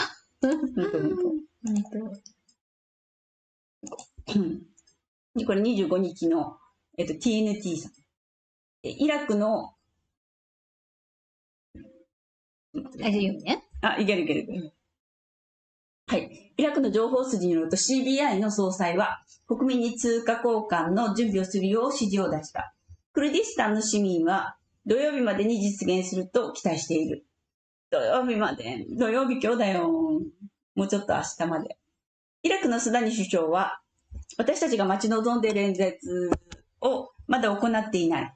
演説が行われ、彼がワシントンとトルコで完了したことを話し、為替レートについても説明することを期待している。3レターエージェンシーからの最新情報。1、昨日の時点では、今週末までは何もない。権力者らは準備ができるまでにあと3日必要だと考えている。2、昨日の会議ではウェルズ・ファーゴが依然として主導的な銀行であることを告げられた。ウェルズ・ファーゴは誰でも受け入れる用意のある唯一の銀行だからだ。彼らは準備を怠らないように言われた。各銀行は現在スタンバイしている。各銀行の画面にはまだレートが表示されており、手続きをするための認可を待っている状態だ。私はすべきことをやり、一日を楽しもう。楽しんでいる間はファンタスティックになり、その素敵さを分かち合おう。はい。ということでした。はい。最後は、ファンタスティックに。最後励ましの、ね。よくわかんないですけど。謎の励ましですね。ファンタスティックになる。次。エバグラ。久しぶりに出てきたエバグラ。ね、久しぶりですね。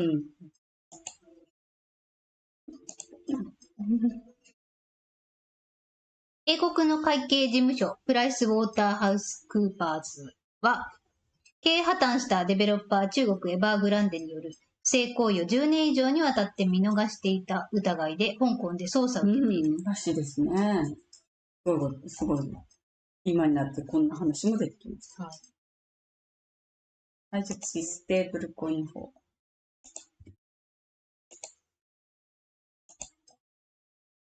はい、こちら。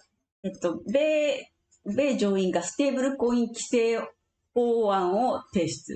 規制法案って何でしょうね、これね。ちょっとゴルディロックスさんがおっしゃってることとかと重なるんであれば、ステーブルコインに注目してもらって、これが QFS の、メインのお金になるんじゃないかっていうことじゃないかなって気はするんですけど、ちょっと規制にっていうのがちょっとよくわからない。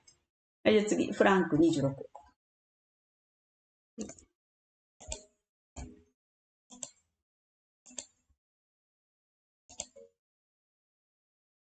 フランク26さん。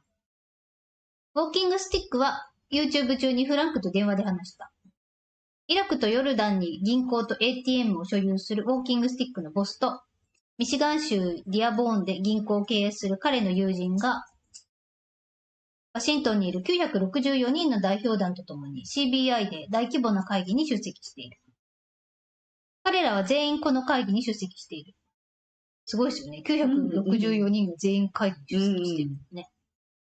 アラブ通貨基金、国際通貨基金、世界銀行、契約を結んでいるすべての企業と投資家が紙幣の引き下げと新しい為替レートについてこれらの言葉を口にしている。彼らは皆為替レートが変わりつつあることを知っている。エディはテレビで来週予算が議会に届くと言っている。これ言ってますね。他の方も。来週予算が届く。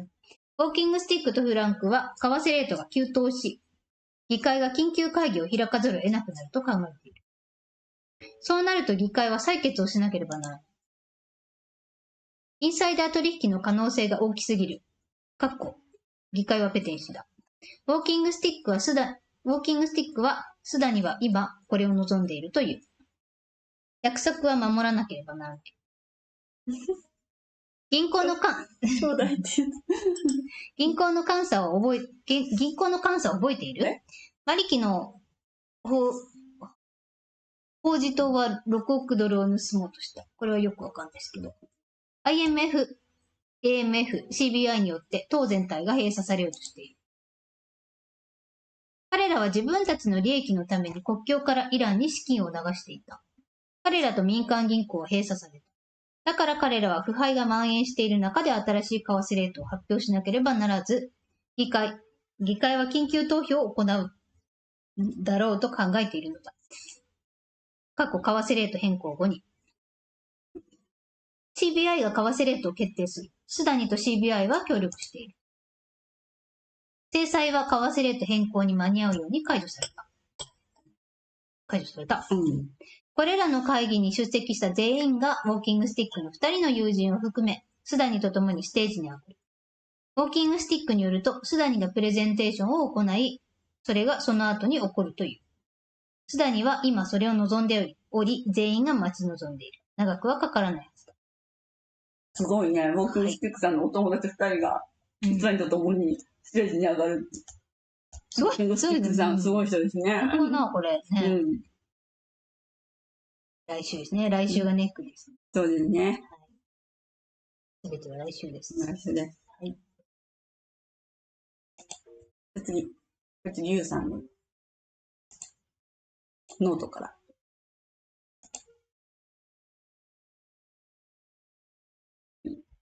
これかなり長いですけど。読みます。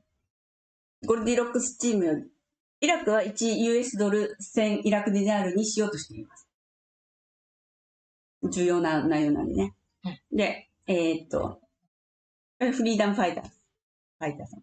ゴルディロックス氏も最も信頼しているうちの一人、フリーダムファイター氏が、昨日のゴルディロックス氏と D 氏が、イラク中央銀行 CBI とのテレビ電話での会談の内容を解説してくださいました。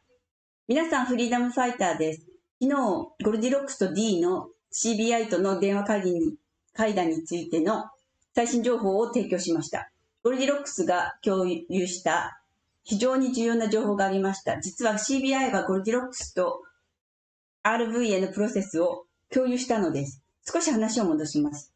2012年 CBI の前総裁であるシャビビ博士は、経済改革白書と呼ばれるホワイトペーパーを書きました。これは75ページに及ぶもので、イラクの RV のために、イラクが何をすべきかをまとめたものでした。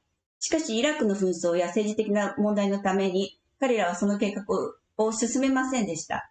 しかし、2022年 10月、現首相が就任すると、RV のための経済改革白書を経済改革計画に取り上げました。そして彼はそれを推進し始め、米国財務省、連邦準備制度理事会、その他のグローバルな組織と協力し始めました。そして今に至ります。昨日 CBI は D とゴルディロックスに1310ディナールから1000ディナールへの移行を検討していると述べました。それはどういう意味でしょうか。つまり 1US ドルイコール1310ディナールということです。彼らは 1US ドルイコール1000ディナールに移行しようとしています。経済改革計画の一環としてレートを引き下げる必要がありました。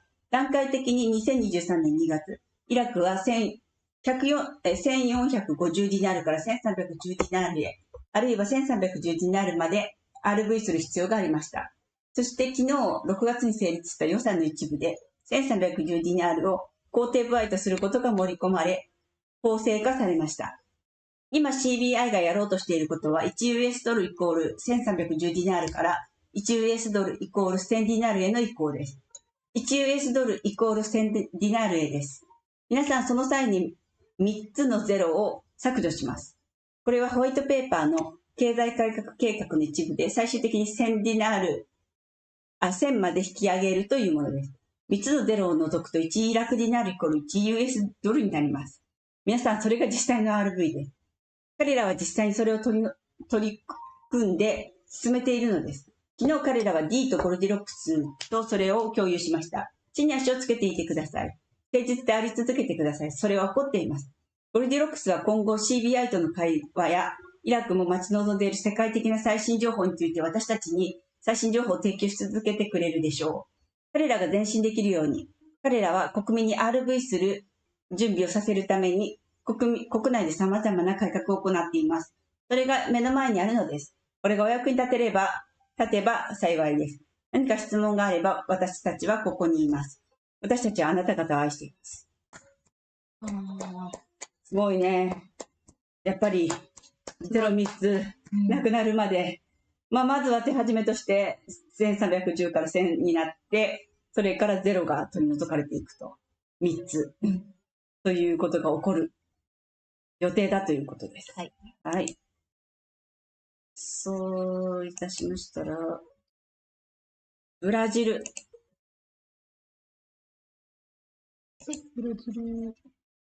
これね、先週、この YouTube ライブの時に、月曜日の、日本時間の、日曜日の夜10時にコパカバーナでもあるみたいなこと言ってたよって言ってたのが実際にあったんですよね。それがこちらになります。すごい、この人の数ですね。すごいですよね。これ実際結構ボルちゃんがめっちゃ演説してるのを、動画もいっぱい出てたんで、見ましたけれども。はい。これはもう読まなくていいかなと。一応読みましょうか。じゃあこちら、リオデジャネイロのコパカバーナでジャイル・ボルソナロ元大統領が主催してデモのビデオです。で、下下がって、元大統領のジャイル・ボルソナロは、リオデジャネイロのコパカバーナで行われたデモで次のように演説した。左派は依然としてブラジルを独裁政権から救ったと大胆に主張している。彼らは独裁政権の愛好家であり、フィデル・カストロの愛好家であり、独裁者ニコラス・マドゥーロを崇拝し、そして今や世界の反対側で起こっているこの紛争でイラン側に立っている人物を選出した。さらに彼らはハマス側にいた。これが我々の民主主義なのかということで、ね、独裁者はどっちやねんっていう話ですね。はい。では、そうしましたら次。すごいね、これ。すごいですね。本当圧倒されますね、この人の数。こっちまで。ね。すごいね。すごいですね。すごいね。凄まじい人の数。で、次は、こちらのあれですね。債務時計。借金時計ですね。これじゃない。あれじゃあそっち先でいいよ。そっちから先行きましょう。これ鍵の話ですね。ブラジルの下に行っちゃった。それでいいの？システムってやつ。ほい。鍵のですね。昨日のトラスさんと麻生のホワイトハウス公式鍵のつながりでしょうか。これがそうよね。ユースデプトクロックだから。合ってる。これでした。合ってました。システムのリセット。金の鍵で銀の再評価の扉を開く。銀は縦になる。っていうことを表しているのかなっていうことですね。はい。こういうのがあって、で、これはその前の日に、麻生さんが鍵っていうのがあって、次に行きますね。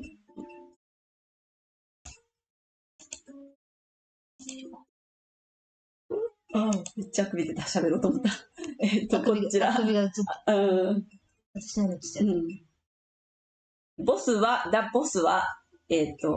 生太郎にホワイトハウスの鍵を渡した。シグナルを送信しているということで。これですね。これ。で、麻生さんがこれで、その次。これはこれだけか。他にもいっぱいあるんですけど、共有してるのはこれだけか。で、次が、その、実際の時の、動画だけ。日テレニュース。動画だけ落としてもらえますか？このね。このね、黒い帽子かぶってたのが、降伏してる印じゃないかとかいう考察ありましたよね。この二人で立って、記者の前で二人で立って話してるときに、ずっとこの人が帽子をこの胸元で、見せて持ってるじゃないですか。黒い帽子を。それがなんか見せてるのかなって。ね、そうですね。もう日本部 DS は、あなたに降伏しましたっていうことを言ってるんじゃないですかね。このひょっとこ。はい。ということで、これはこれでいいです、この話は。ね、日本メディアも大々的に取り上げましたね。取り上げましたね、これね。はい。はい、そうしましたら。これも日本のテレビにこの写真も出たんですね。うん。すごいすごい。はい、そうしましたら、だいぶ上に上がりますよ。もうこれ、エクステンション分は今ので終わりで、どこまでいったっけ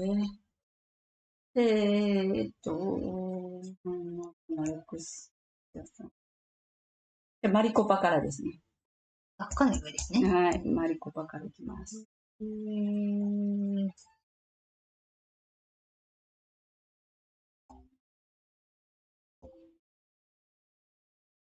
ちょっと下が、マリコパ。こちら、米国最高裁、カリレーク投票機訴訟で重大な判決を下す。これは大きなことだ。ということで、こういうニュースがまずあったんですよね。ちょっとこれ、キューザ・ストームライダーさんからなんですけど、ちょっと気になってて、そしたらその後に続々これに関する話が他に入ってきました。ね、これはここまでで、これ、透かし投票用紙の件じゃないですかっていうことで、はい、次戻って、テレグラに戻って次のやつ言ってもらえますか。こちら。これじゃあこれだけ、じゃあストロさんに読みます。その下のやつ私読みます。読みますね。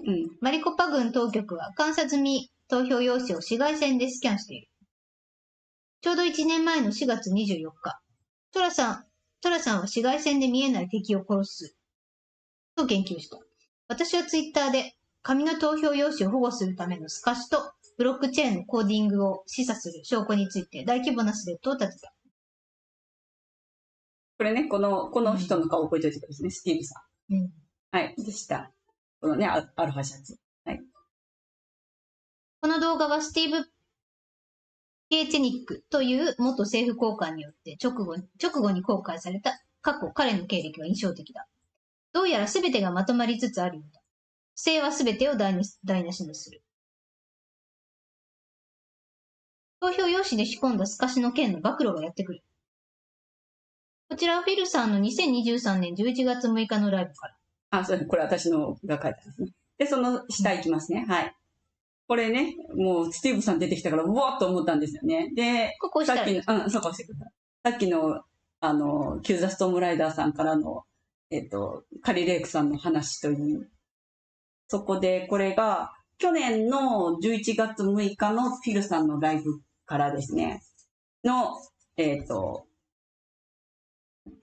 これね、もう見てない方いたら、ちょっとまた今見たらまた新鮮なの見てほしいなと思うんですけど、とりあえずまあ、この時の内容を説明すると、これね、11月の時点での話ですよ。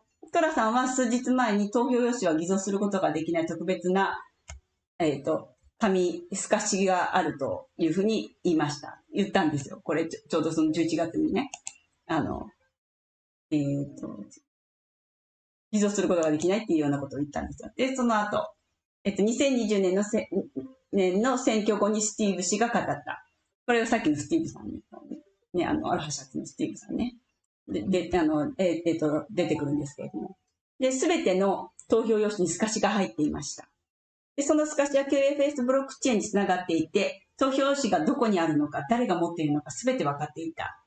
で、敵がすべての間違いを起こすのを許し、状況を操作し、敵の正体を暴露した後に最終的なキルが持たれてファイナルキリング言ってますね。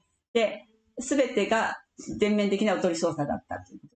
これね、だから、スティーブさん出てきましたね。でこのスティーブさんのやつを見ながら、フィルさんはその時。スティーブさんが顔出ししました。トラさんは出す。トラさん、スティーブさんはね、大丈夫。はい。で、これらがもう、全部おとり操作だったんで、今まで本当だったら、トラさんは問題なく大統領執務室に戻ることができたのに、あえての作戦だったという。ここまでね、長引かしたのは。で、本来だったらもう、速攻アウトなものを分かってたので、でも、ここまで、いろんなことを暴露してから、自然に暴露させることを終えてから彼らを逮捕するっていう、そういう、作戦だったんですよね。ここまで長引かされたのは。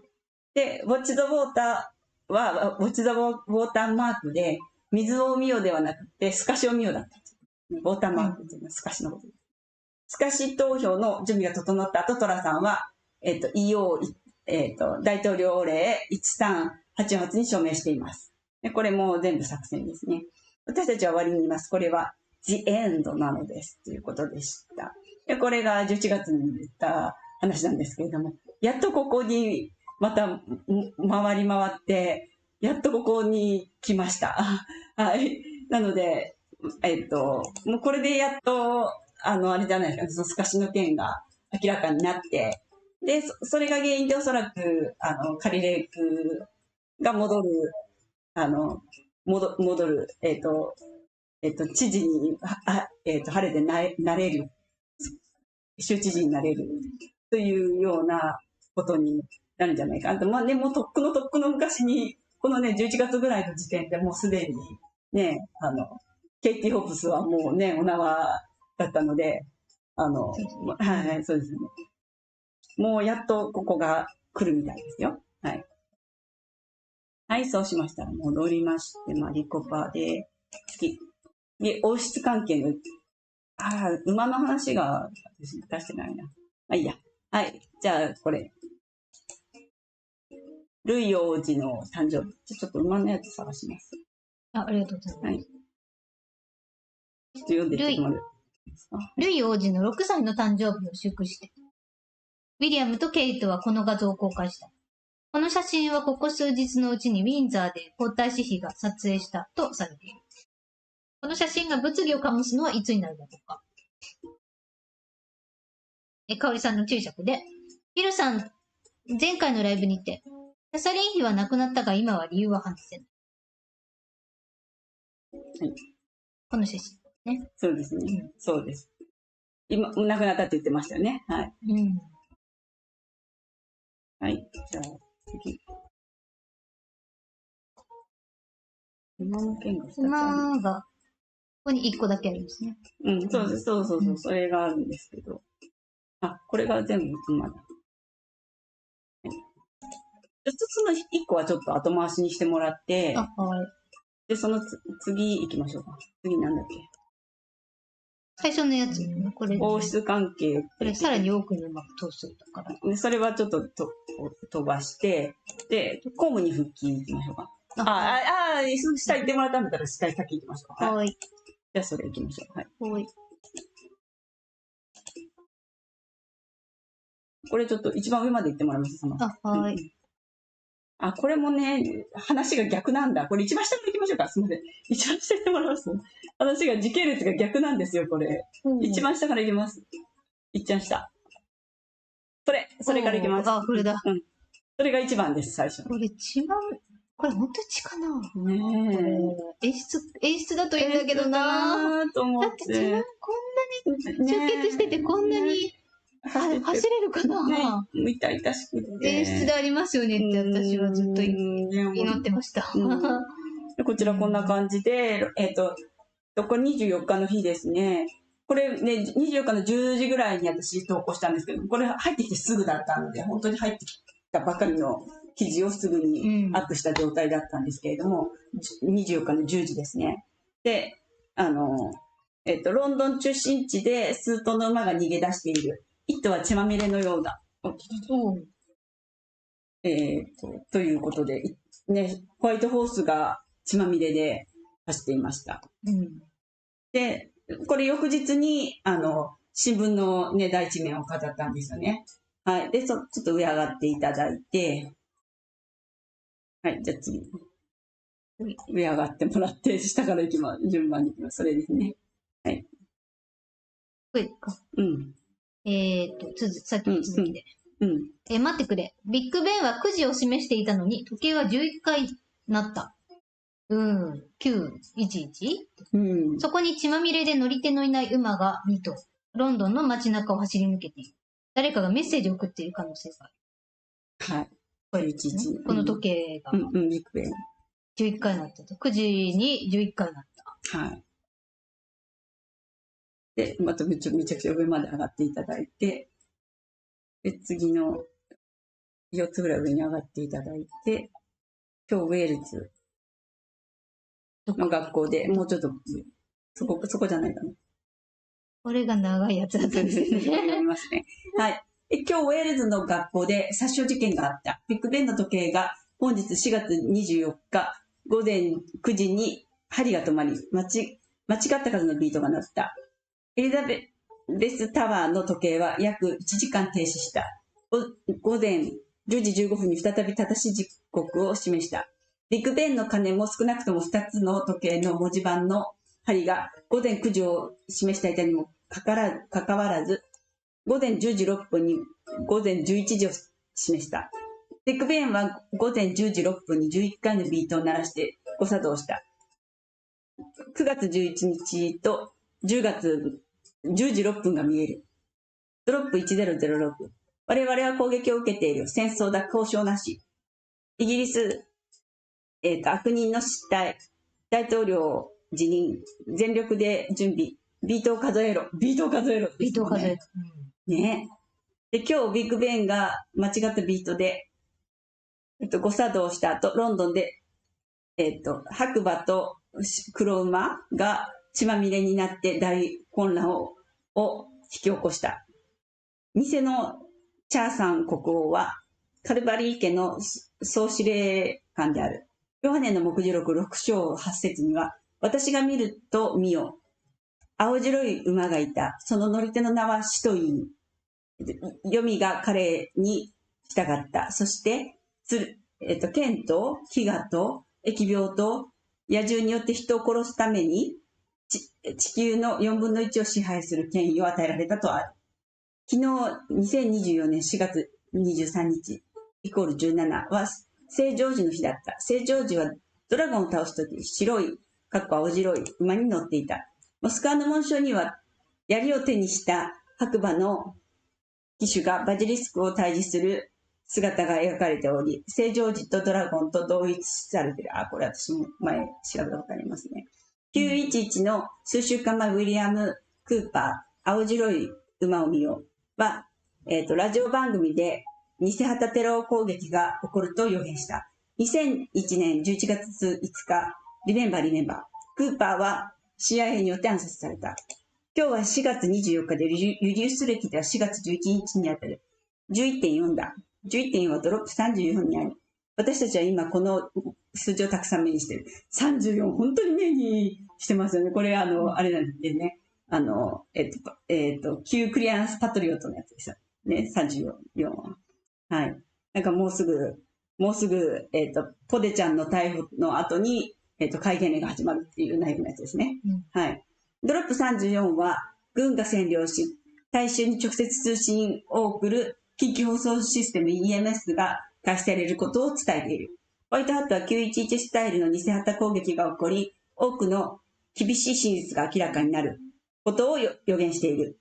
今日ロンドンで起こった出来事によって、悪魔の王族が暴露され、何かが間違いなく進行している。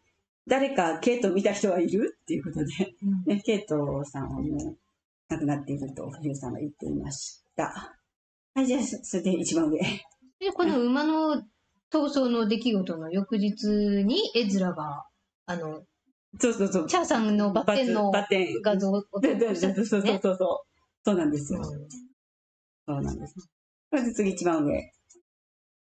一番上？それ。これ。はい。ロンドンでまた別のキングスガードの馬が逃走を試み。また別の馬が逃走した。それが昨日で、おとついか。で、また今日。で、やっと今日で、やっと今日ですね。どうだっけな。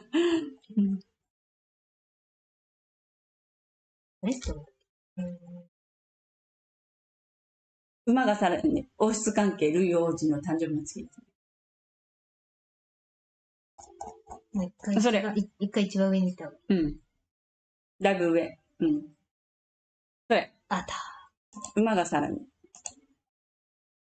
で、これがやっと今日で、またさらに馬。さらに馬が逃走中。うん。はい、今朝1の35を走る馬たち。はい。また馬逃走中。もう血まみれになってなくてよかったです。ねえ、もう最初のやつびっくりしました、あれ。はい、で次。公務に復帰。そしてなんか謎の公務に復帰。謎の。で、チャーさん国王は来週から公務に復帰する。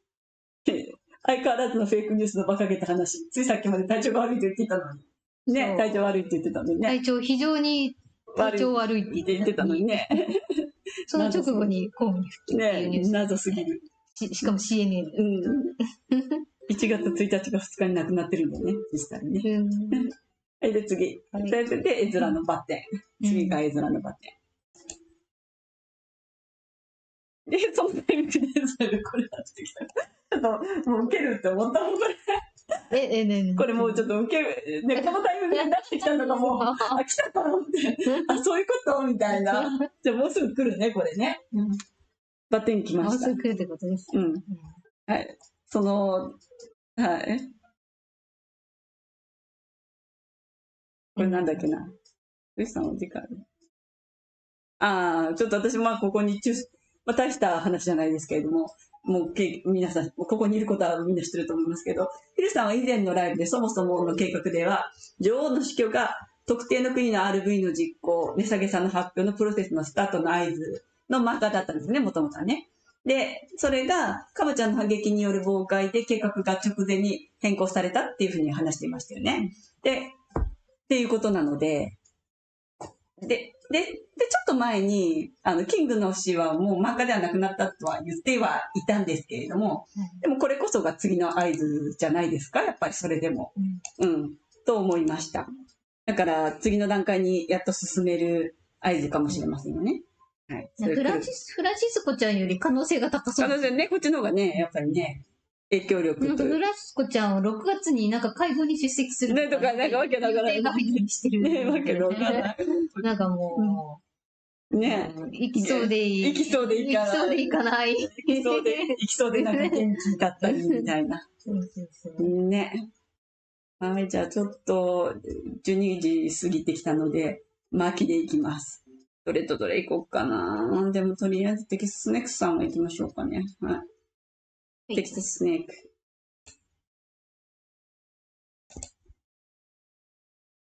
テキサススネークさんね。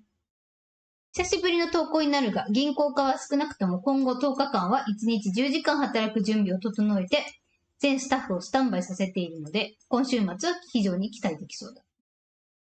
最終確認が取れ次第銀行は大至急確認するとのこと。電話会議では私がお伝えしたことをほとんど裏付けており、中国からの参加者の一人は、一つの小さな問題が1日の遅れを生むかもしれないが、これが解決されることを望んでいるとのことだ。48時間以内か。ちょっとわからない。これ先週じゃないの？これ今週でした。そう、本当ですね。これ先週のやつだ。これ先週のやつですね。間違えました。なんか読んだことあるの。本当だ。テキサスネークさん、これ、じゃあ次のやつも次のやつも、これ次のやつも違います。これ古いやつでした。すみません。じゃあ次。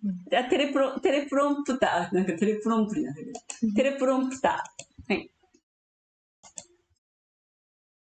はい。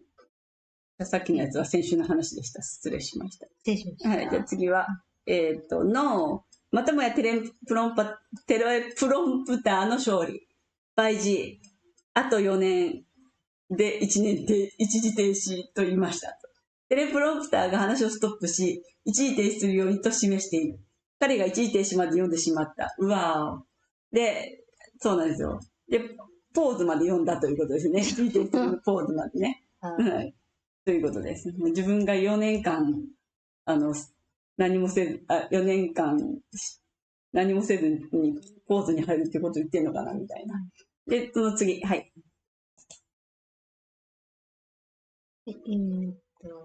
で、これね、それを、ダンちゃんも取り上げるし、トラさんのインスタも、みんな取り上げてたので、これはね、やっぱり、ホワイトハットの、作戦的な言いたいことなんだなって思ったので、テレプロンプター、前もトラさんに言って、すごい強調して言ってたので、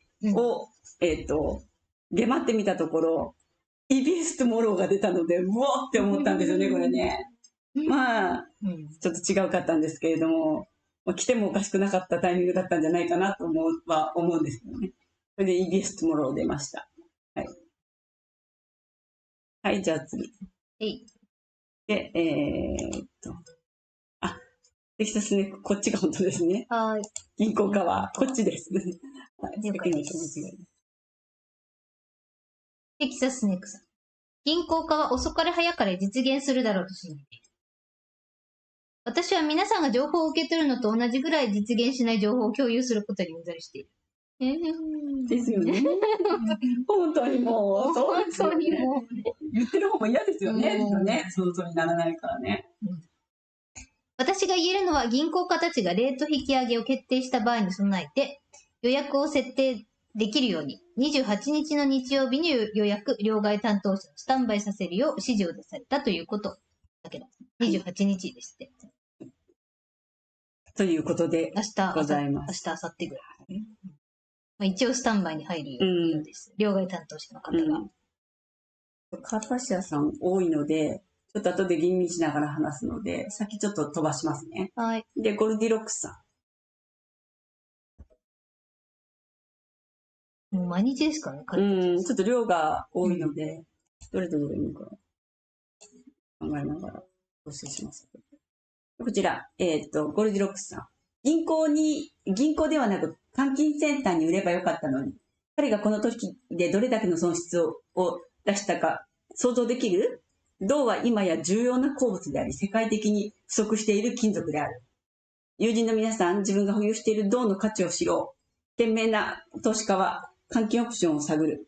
1ポンドあたり 4.49× 銅2800ポンド。12,572ドル。上記は銅の現在の実際の価格だ。銀行はこの男に5136ドルを渡した。彼はこの取引で7000ドル以上を失った。友人の皆さん自分で調べてみよう。ね、銅は、持ってる人はまだ持っときましょう。はい、まだ伸びしろいっぱいあります。じゃあ次、日本円の崩壊。は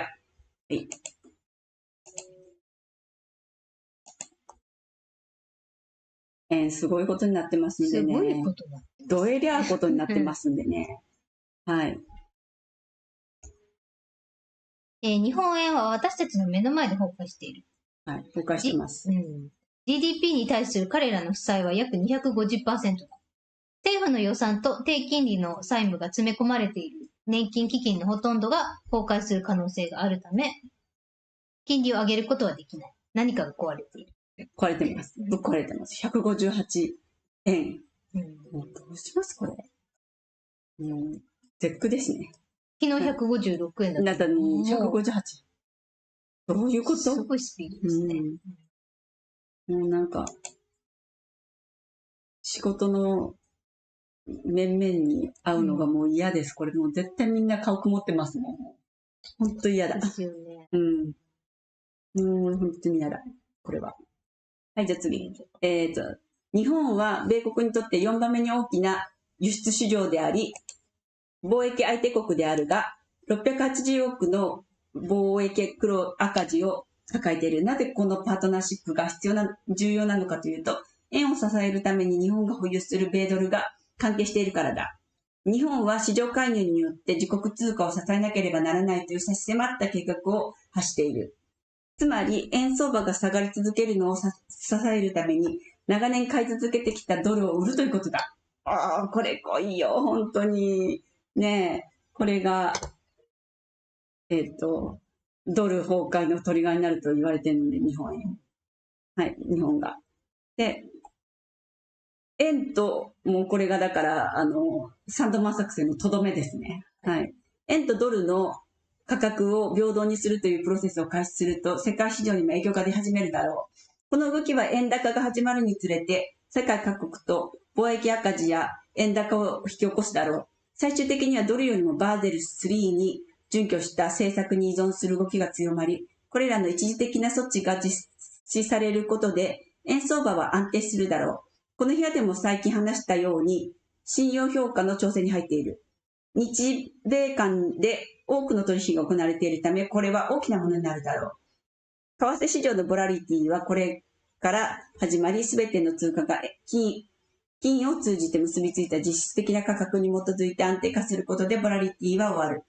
ステーブルコインを、規制し、法律を制定する最近の動きが偶然の一致だと思うのであれば、もう一度考えてみることをお勧めする。はい。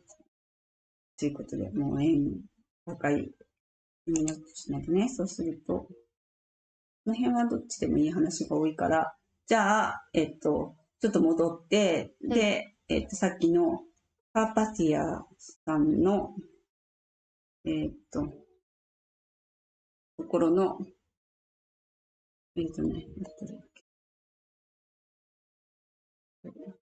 一番上は読みましょう、昨日のやつね。もうそれだけにしとこうかな。うん。次、ちょっと長いです。これ読んどいてもらいます。次のやつちょっと見ておくので。26日だけ、これは絶対読みたかったので、これは重要なことなので。この後のやつが、もうちょっと読まないでおこうかな、他のやつは。26日。はい、26日。ウルビンのライブチャットの。はい。4月23日、ブラジル中央銀行の公式ウェブサイトで、2024年5月2日から新しい国際銀行システムが開始すると発表されたそうだ。これはブラジル国外の世界中で行われている契約での債券支払いには影響しない。ということは、5月2日まで待てということか？私が話した担当者は、銀行用語をすべて理解しているわけではなかったが、この発表から私が得たポジティブな点は、ブラジルが来週から銀行システムが大きく変更されることを明白に発表したということだ。はい、私たちの債券保有者の契約はブラジル国外にあり、マークデッドが聞いているような支払いのニュースを待っている。なので、世界的に新たな遅延はないと考えている。スカイが言ったように銀行で何かが起こった。会議の中にスパイがいて潜入を試みた。これさっき読んだ最初に。違うよね。うん、違うやつ。違うやつやね。潜入を試みたカバちゃんが遅延を引き起こしたのだろう。我々はまさに悪との戦いの中にいる。そのために実際に銀行システムに1日の遅延が発生したと聞いている。1日だけなんですね。一応。これらすべては数日で完了するはずだが、Here4B グループについては5月2日になる可能性が高いと聞いた。まあ5月2日、1日2日、そのあたり。これは私がコントロールしているわけではないが、その日付はそれほど遠くない。様子を見てうまくいけばグリーンライトが出ることを期待する。現在大きな情報源と連絡を取っており、その人物が支払いを受けるかどうかについて、良いグリーンライトニュースをその人物から得られることを期待している。これは第三者からのものではなく、私が知っている人物であり、本当のニュースだ。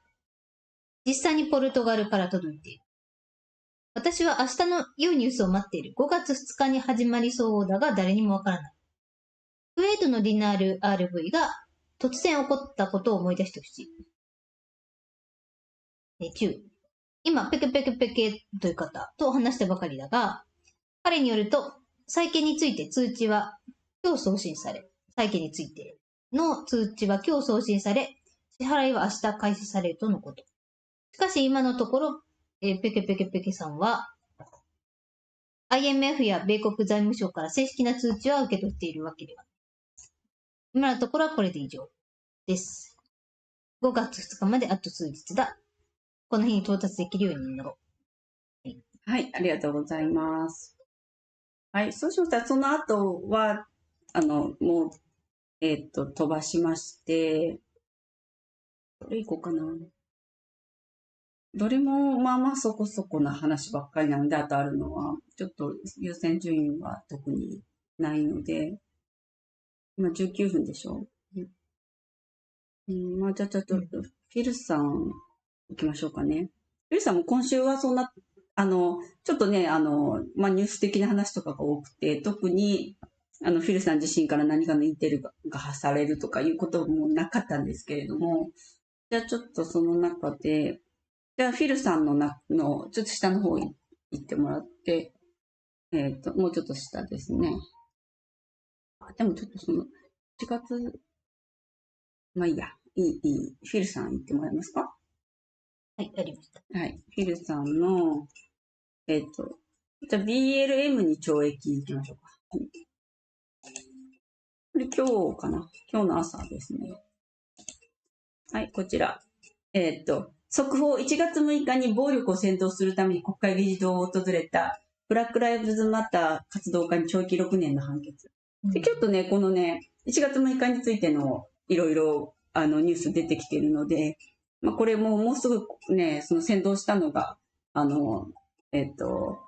悪い奴らが扇動して起こったことなんだっていうことがもうすぐ暴露されるのかなっていうことを多分言いたくて、フィルさんがこれを出してきたんだろうなと思います。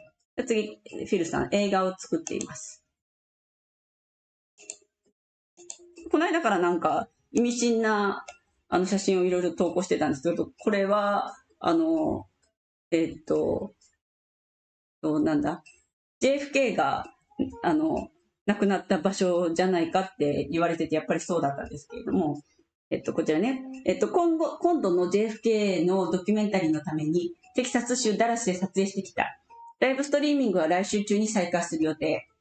ドキュメンタリーは数週間以内に公開される予定だ。このドキュメンタリーの公開は、イギリスじゃないかと私は思うんですけど。はい。で、最新情報は独占的な舞台裏の解説をこれは、Q フィルさんの映画のやつ見てねっていうことで。で、その次、下、フィルさん先日からこのような画像を投稿されてましたっていうので、これね、写真ちょっとクリックしてもらって、これでしょ？で、その次。で、その次。で、これが、JFK が、殺害され、暗殺された、あれですね、車の上で暗殺された場所なんですよね。はい。で、そのまま下下がっていただいて、戻って下下がっていただいて、こちらがその映画を撮ってる時の、もう特にそのままスルーして下下がっていただいていいですか？その映画撮ってる時の、撮影の風景です。もうちょっと下になって。まあこうやってフィルさんがなんか喋って、真剣な表情ですね。で、こういう感じで撮影してますよっていう。はい。という感じです。で、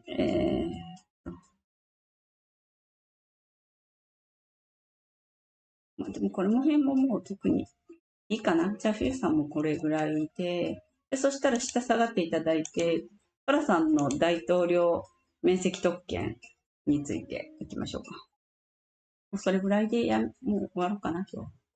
はい、トラさん大統領免責特権。はい。トラさんの弁護士は大統領免責を主張する。彼は次の3つの例を持ち出した。ブッシュはイラクとの戦争を誘発するために議会に嘘をついた。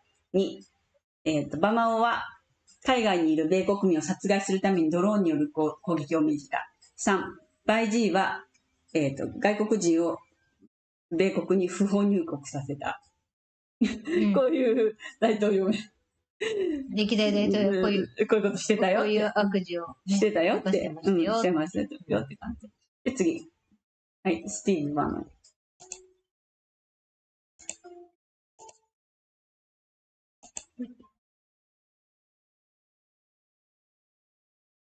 スティーブ・バーマン。これ動画ですか？動画だけど、まあもうとりあえず、その内容だけで。最高裁はこれまでで最も重大かつ歴史的な判決の一つである。大統領免責特権に関して、審査でトラさんに有利な判決を下すようだ。大統領免責に関する判決は5対4かあるいは6対3になりそうだ。つまり、過去も現在も合衆国大統領は大統領として行った公的行為に対する刑事訴追から免れるということだ。ね。お父さんが今大統領であるってことももうすぐバレることになるかなっていうね。これが、ここに出てくるってことだね。はい。なるほどね。はい。で次、口止め料裁判。でね。で、こちら。トラさんは弁護士への支払いを口止め料ではなく弁護士費用と表記したことで100年以上の懲役に直面している。一方、ハーベイ・ワインスタイン氏、映画プロデューサー、強姦罪の有罪判決は覆されつつ、ね、これ裏でこのニュースありましたよね。覆されつつある。ニューヨークではトランプでない限り何をやっても許されると。でも本当にそう。ね。こいつも悪い。悪いぞ。じゃあ次。でももうあとはいいかな。じゃあ、フランシスコちゃんいきますか。はい。フランシスコちゃん。フランシスコ2つ言っても終わるか。はい。はい。グローバリストのフランシスコちゃんが、米国で初めてテレビインタビューを受けたため、主流メディアは彼を利用して、気候危機の警鐘を鳴らす動きを加速させている。いろいろ。まだまだこの人たちは、そういうこと言ってます。次もフランシスコちゃん。はい。はい、こちら。速報、ローマ法は6月の G7 サミットの AI 会合に出席する予定。ね。なんでそこまで生きてるんですかっていう感じで。はい。もうじゃあ、あといっぱい用意してましたけど、あとこれぐらいにしときます、今日は。はい。じゃあそうしましたら、あとチャット読んで、おしまいにしましょう。はい。よいしょ。はい、できます。はい。よし、じゃあチャット読みますよ。はい。今日は私、半額で売ってたので、ドラゴンフルーツ買ってきました。これね、ドラゴンフルーツ。食べたことありますか皆さん。キウイみたいな、なんかこうね、ごまみたいなつぶつぶが入ってる。甘みが少なくてとっても美味しいですね。さっぱりして美味しいよね。とっても好きです。美味しい。すごい甘くないキウイ。甘くない、酸っぱくないキウイって感じ。ですね。今日も、たくちゃんこれ食べたいもういっぱいあげた。もうじゃあ食べ過ぎたよ。食べ過ぎてお腹壊しちゃうよ。お腹壊すよ。お腹壊しやすいからね、あんた。そんな目で見ないで、でも。そう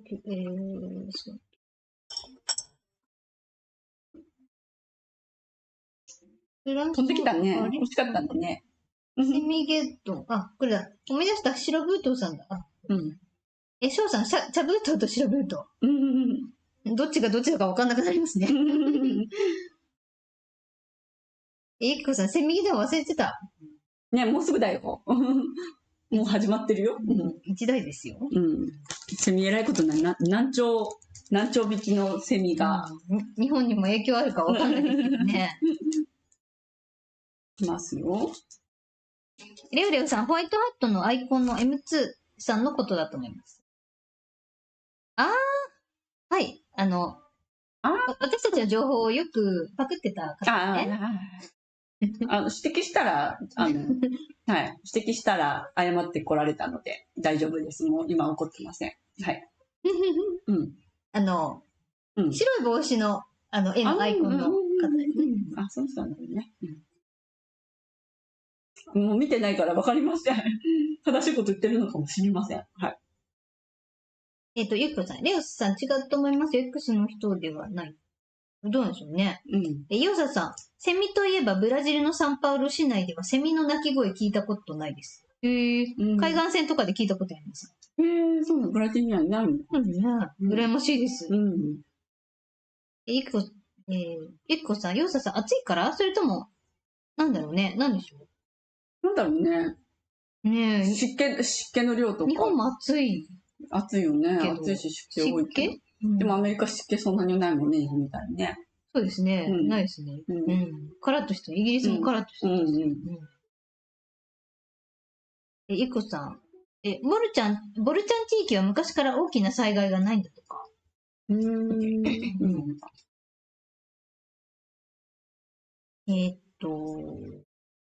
ーズナブルスさん。ステーブルコイン法院を編んで、ビットコインはどうなるんでしょうか。どうなんでしょうかね。ビットコイン。ステーブルコインだから、また別件じゃないかな。ひでひでさん。すみません。支払いの構造の件は、かおりさんのペイマスターの話で大体わかりました。ありがとう。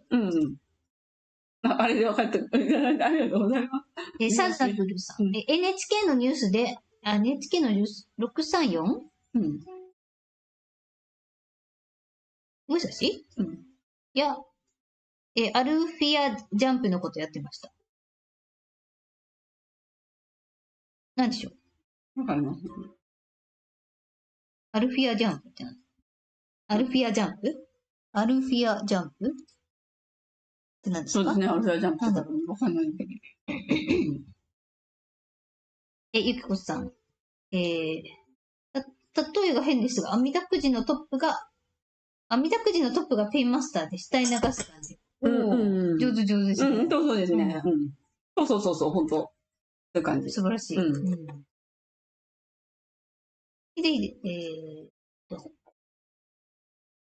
直樹さん、もともと1ディナールが3ドル以上だったんですから。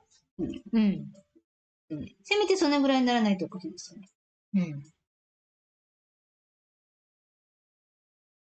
そうですよね。もともと 3.22 だった、そうですよね。その基準までは、まずいくでしょう。はい。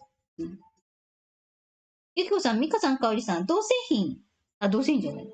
銀製品何か変わりましたか？銀製品結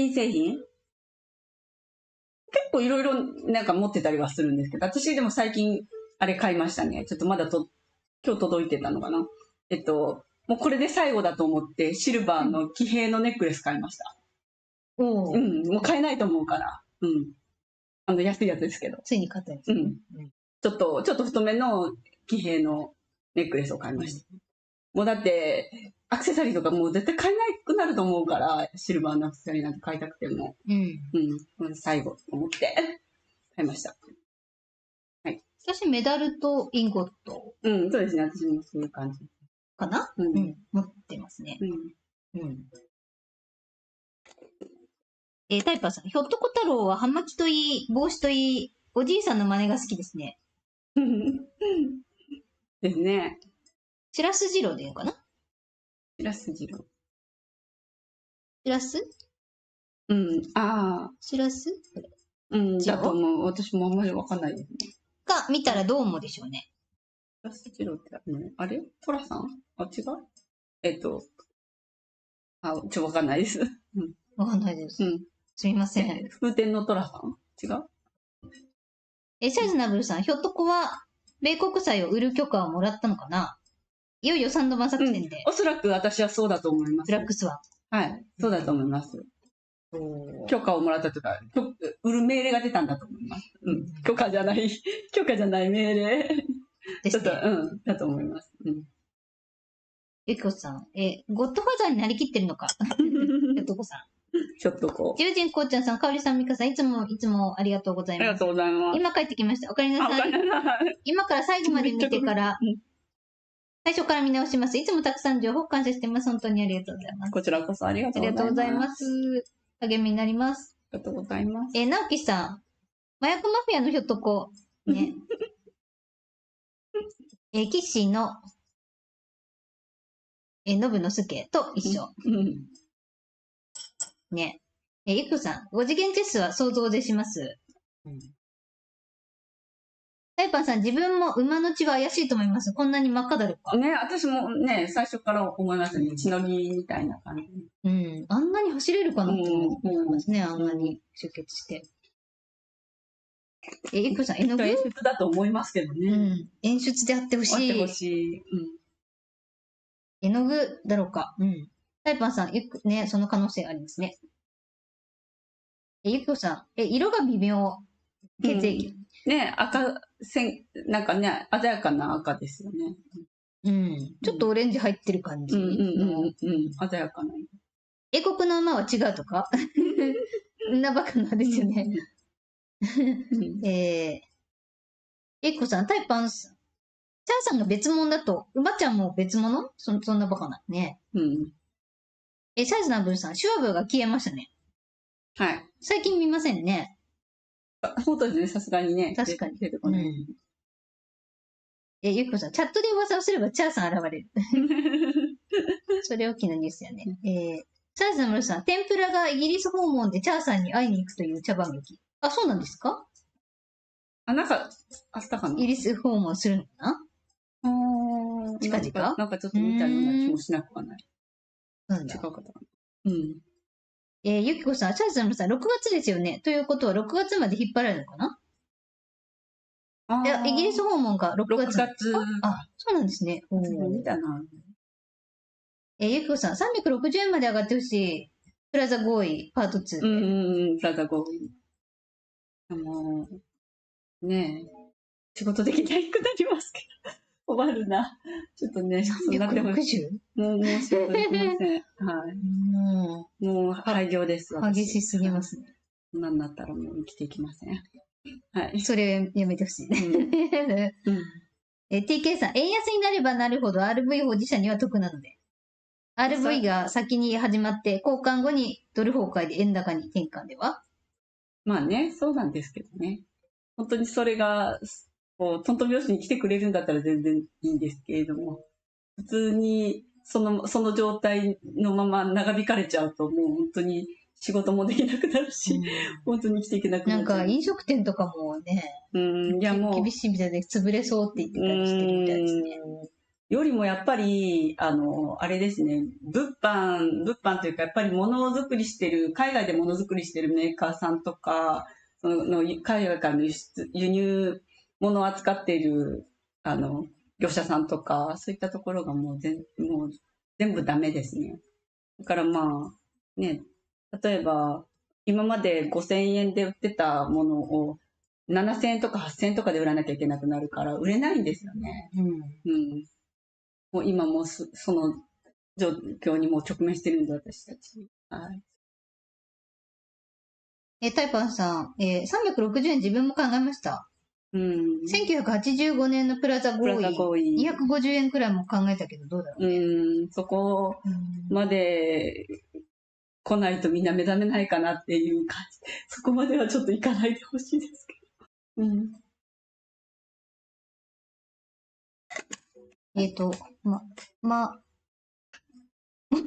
見えなくて。まゆはっちさんかな。夜のお仕事が早めに終わったので参加できました。落ち込むことはあったけど、励みになりました。よかったです。こちらこそ励みになります。ありがとうございます。ね。オレンジさん。なぜでも答えが多すぎて。ゆきこさん。せめて外貨に期待より、国内の貨幣が価値上げてほしい。なんなら、180か200でも。タイパンさん、ゆきこさん。米国債を売却すればどうせ炎転するだろう、ね。そうですね。もうそうなる、その臨界点が来るまでの間、持ちこたえないといけないんで、私たちはね。ヒデヒデさん。闇側ありもしない未来のスケジュールを語ることで自分たちに有利になるようにメディアに発表してるんだと思います。予測プログラミングみたいなもん。そうですね。そういうの大好きなんで、奴らは。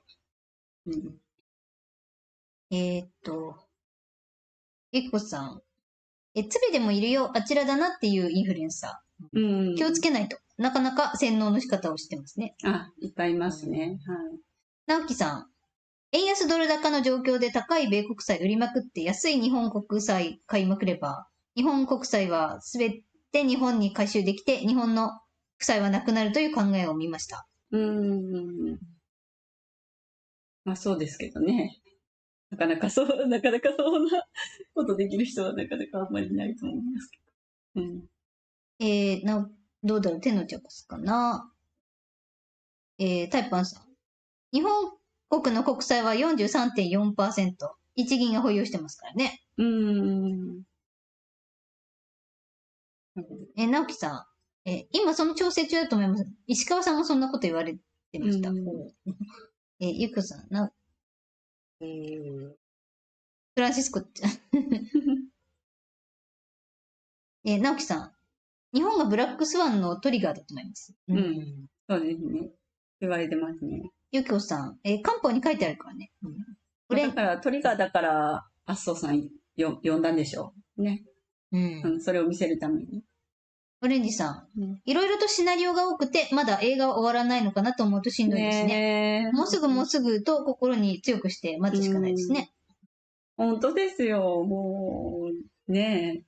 本当は先週だったじゃないのって本当に思うから、もう来週であってほしいです、本当に。翔さん、今日も大変有益な情報ありがとうございました。ノンさん、ワインスタインさらに笑顔に、笑顔じゃない、悪顔になってる。悪顔になってるね。オレンジさん、今日もお疲れ様でした。ありがとうございました。ありがとうございました。ゆきこさん、みかさん、かおりさん、今夜もありがとうございます。ありがとうございます。自由人こうちゃんさん、今夜も遅くまでありがとうございました。かおりさん、みかさんの情報で気分を上げ続けることができてます。今夜もありがとうございます。ありがとうございます。のんさん、ドラゴンフルーツよく食べてました、マレーシアで。ああ、そうなんだね。私も仕事でよく香港とかね、中国の南の方とかよく行くので、いつも食べます。向こうの方で。チャールズさん、ブルーさん、今日もありがとうございました。ありがとうございました。明日の1時に7つのラッパあるといいですね。明日あったらいいんだけどな。明日はないんじゃないかな。明日あったら嬉しいけどな。どうなんだろうな。そこまで行ってほしいですね。来週の月曜日。来週の月曜日行こうかな。リッツさん。今日もありがとうございました。お二人の配信とても心地いいです。今回が最終回は辛いですが。今回最終回なんで。ロスになりそうです。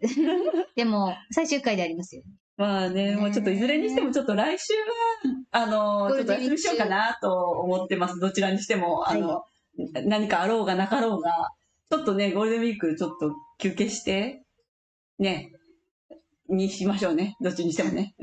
ちょっとどうなるかわかんないですけど、まあ、そんな心配する必要ないようなことが、出来事が起こってくれたらいいんですけれども。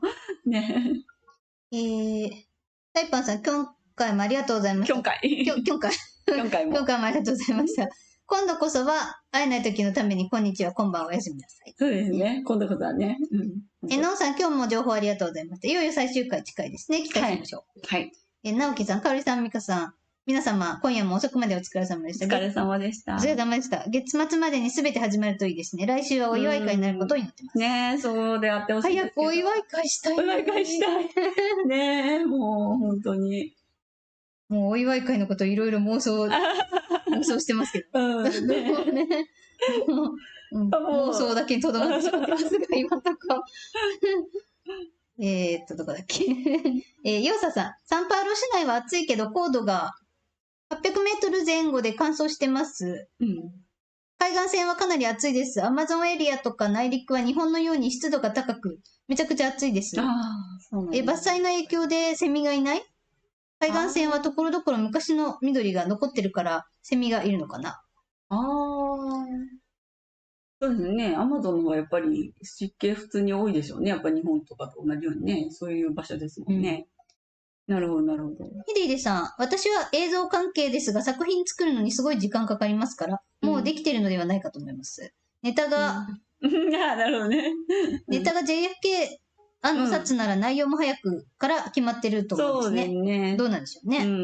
あと最近やっぱり911の、暴露動画結構、取り上げてる配信者多いですよね。最近よく出てきてますよね、いろんなところで。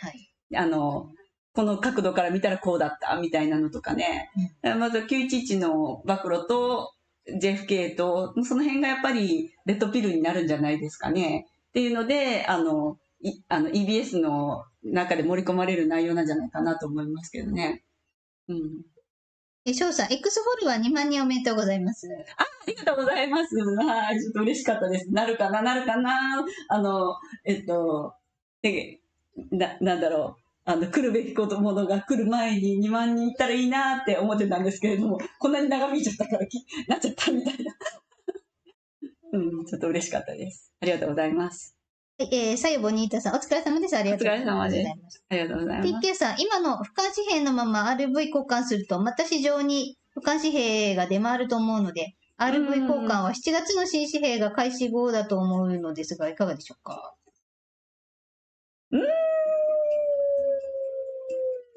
どうでしょうかね。そこまではないんじゃないですか。そういう感じには私は思ってはいないですけどね。どうでしょうね。はい、以上です。はい、ありがとうございました。はい。はい、そうじゃあお開きでよろしいですか？お開きですね。はい。ありがとうございました。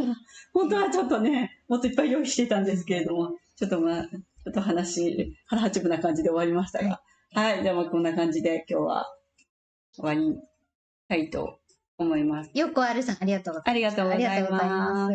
じゃあね、ちょっと来週はどっちにしても1週間お休みで、その前にもっと大きなことが起こってくれたらいいですけれども、というふうに思ってますので。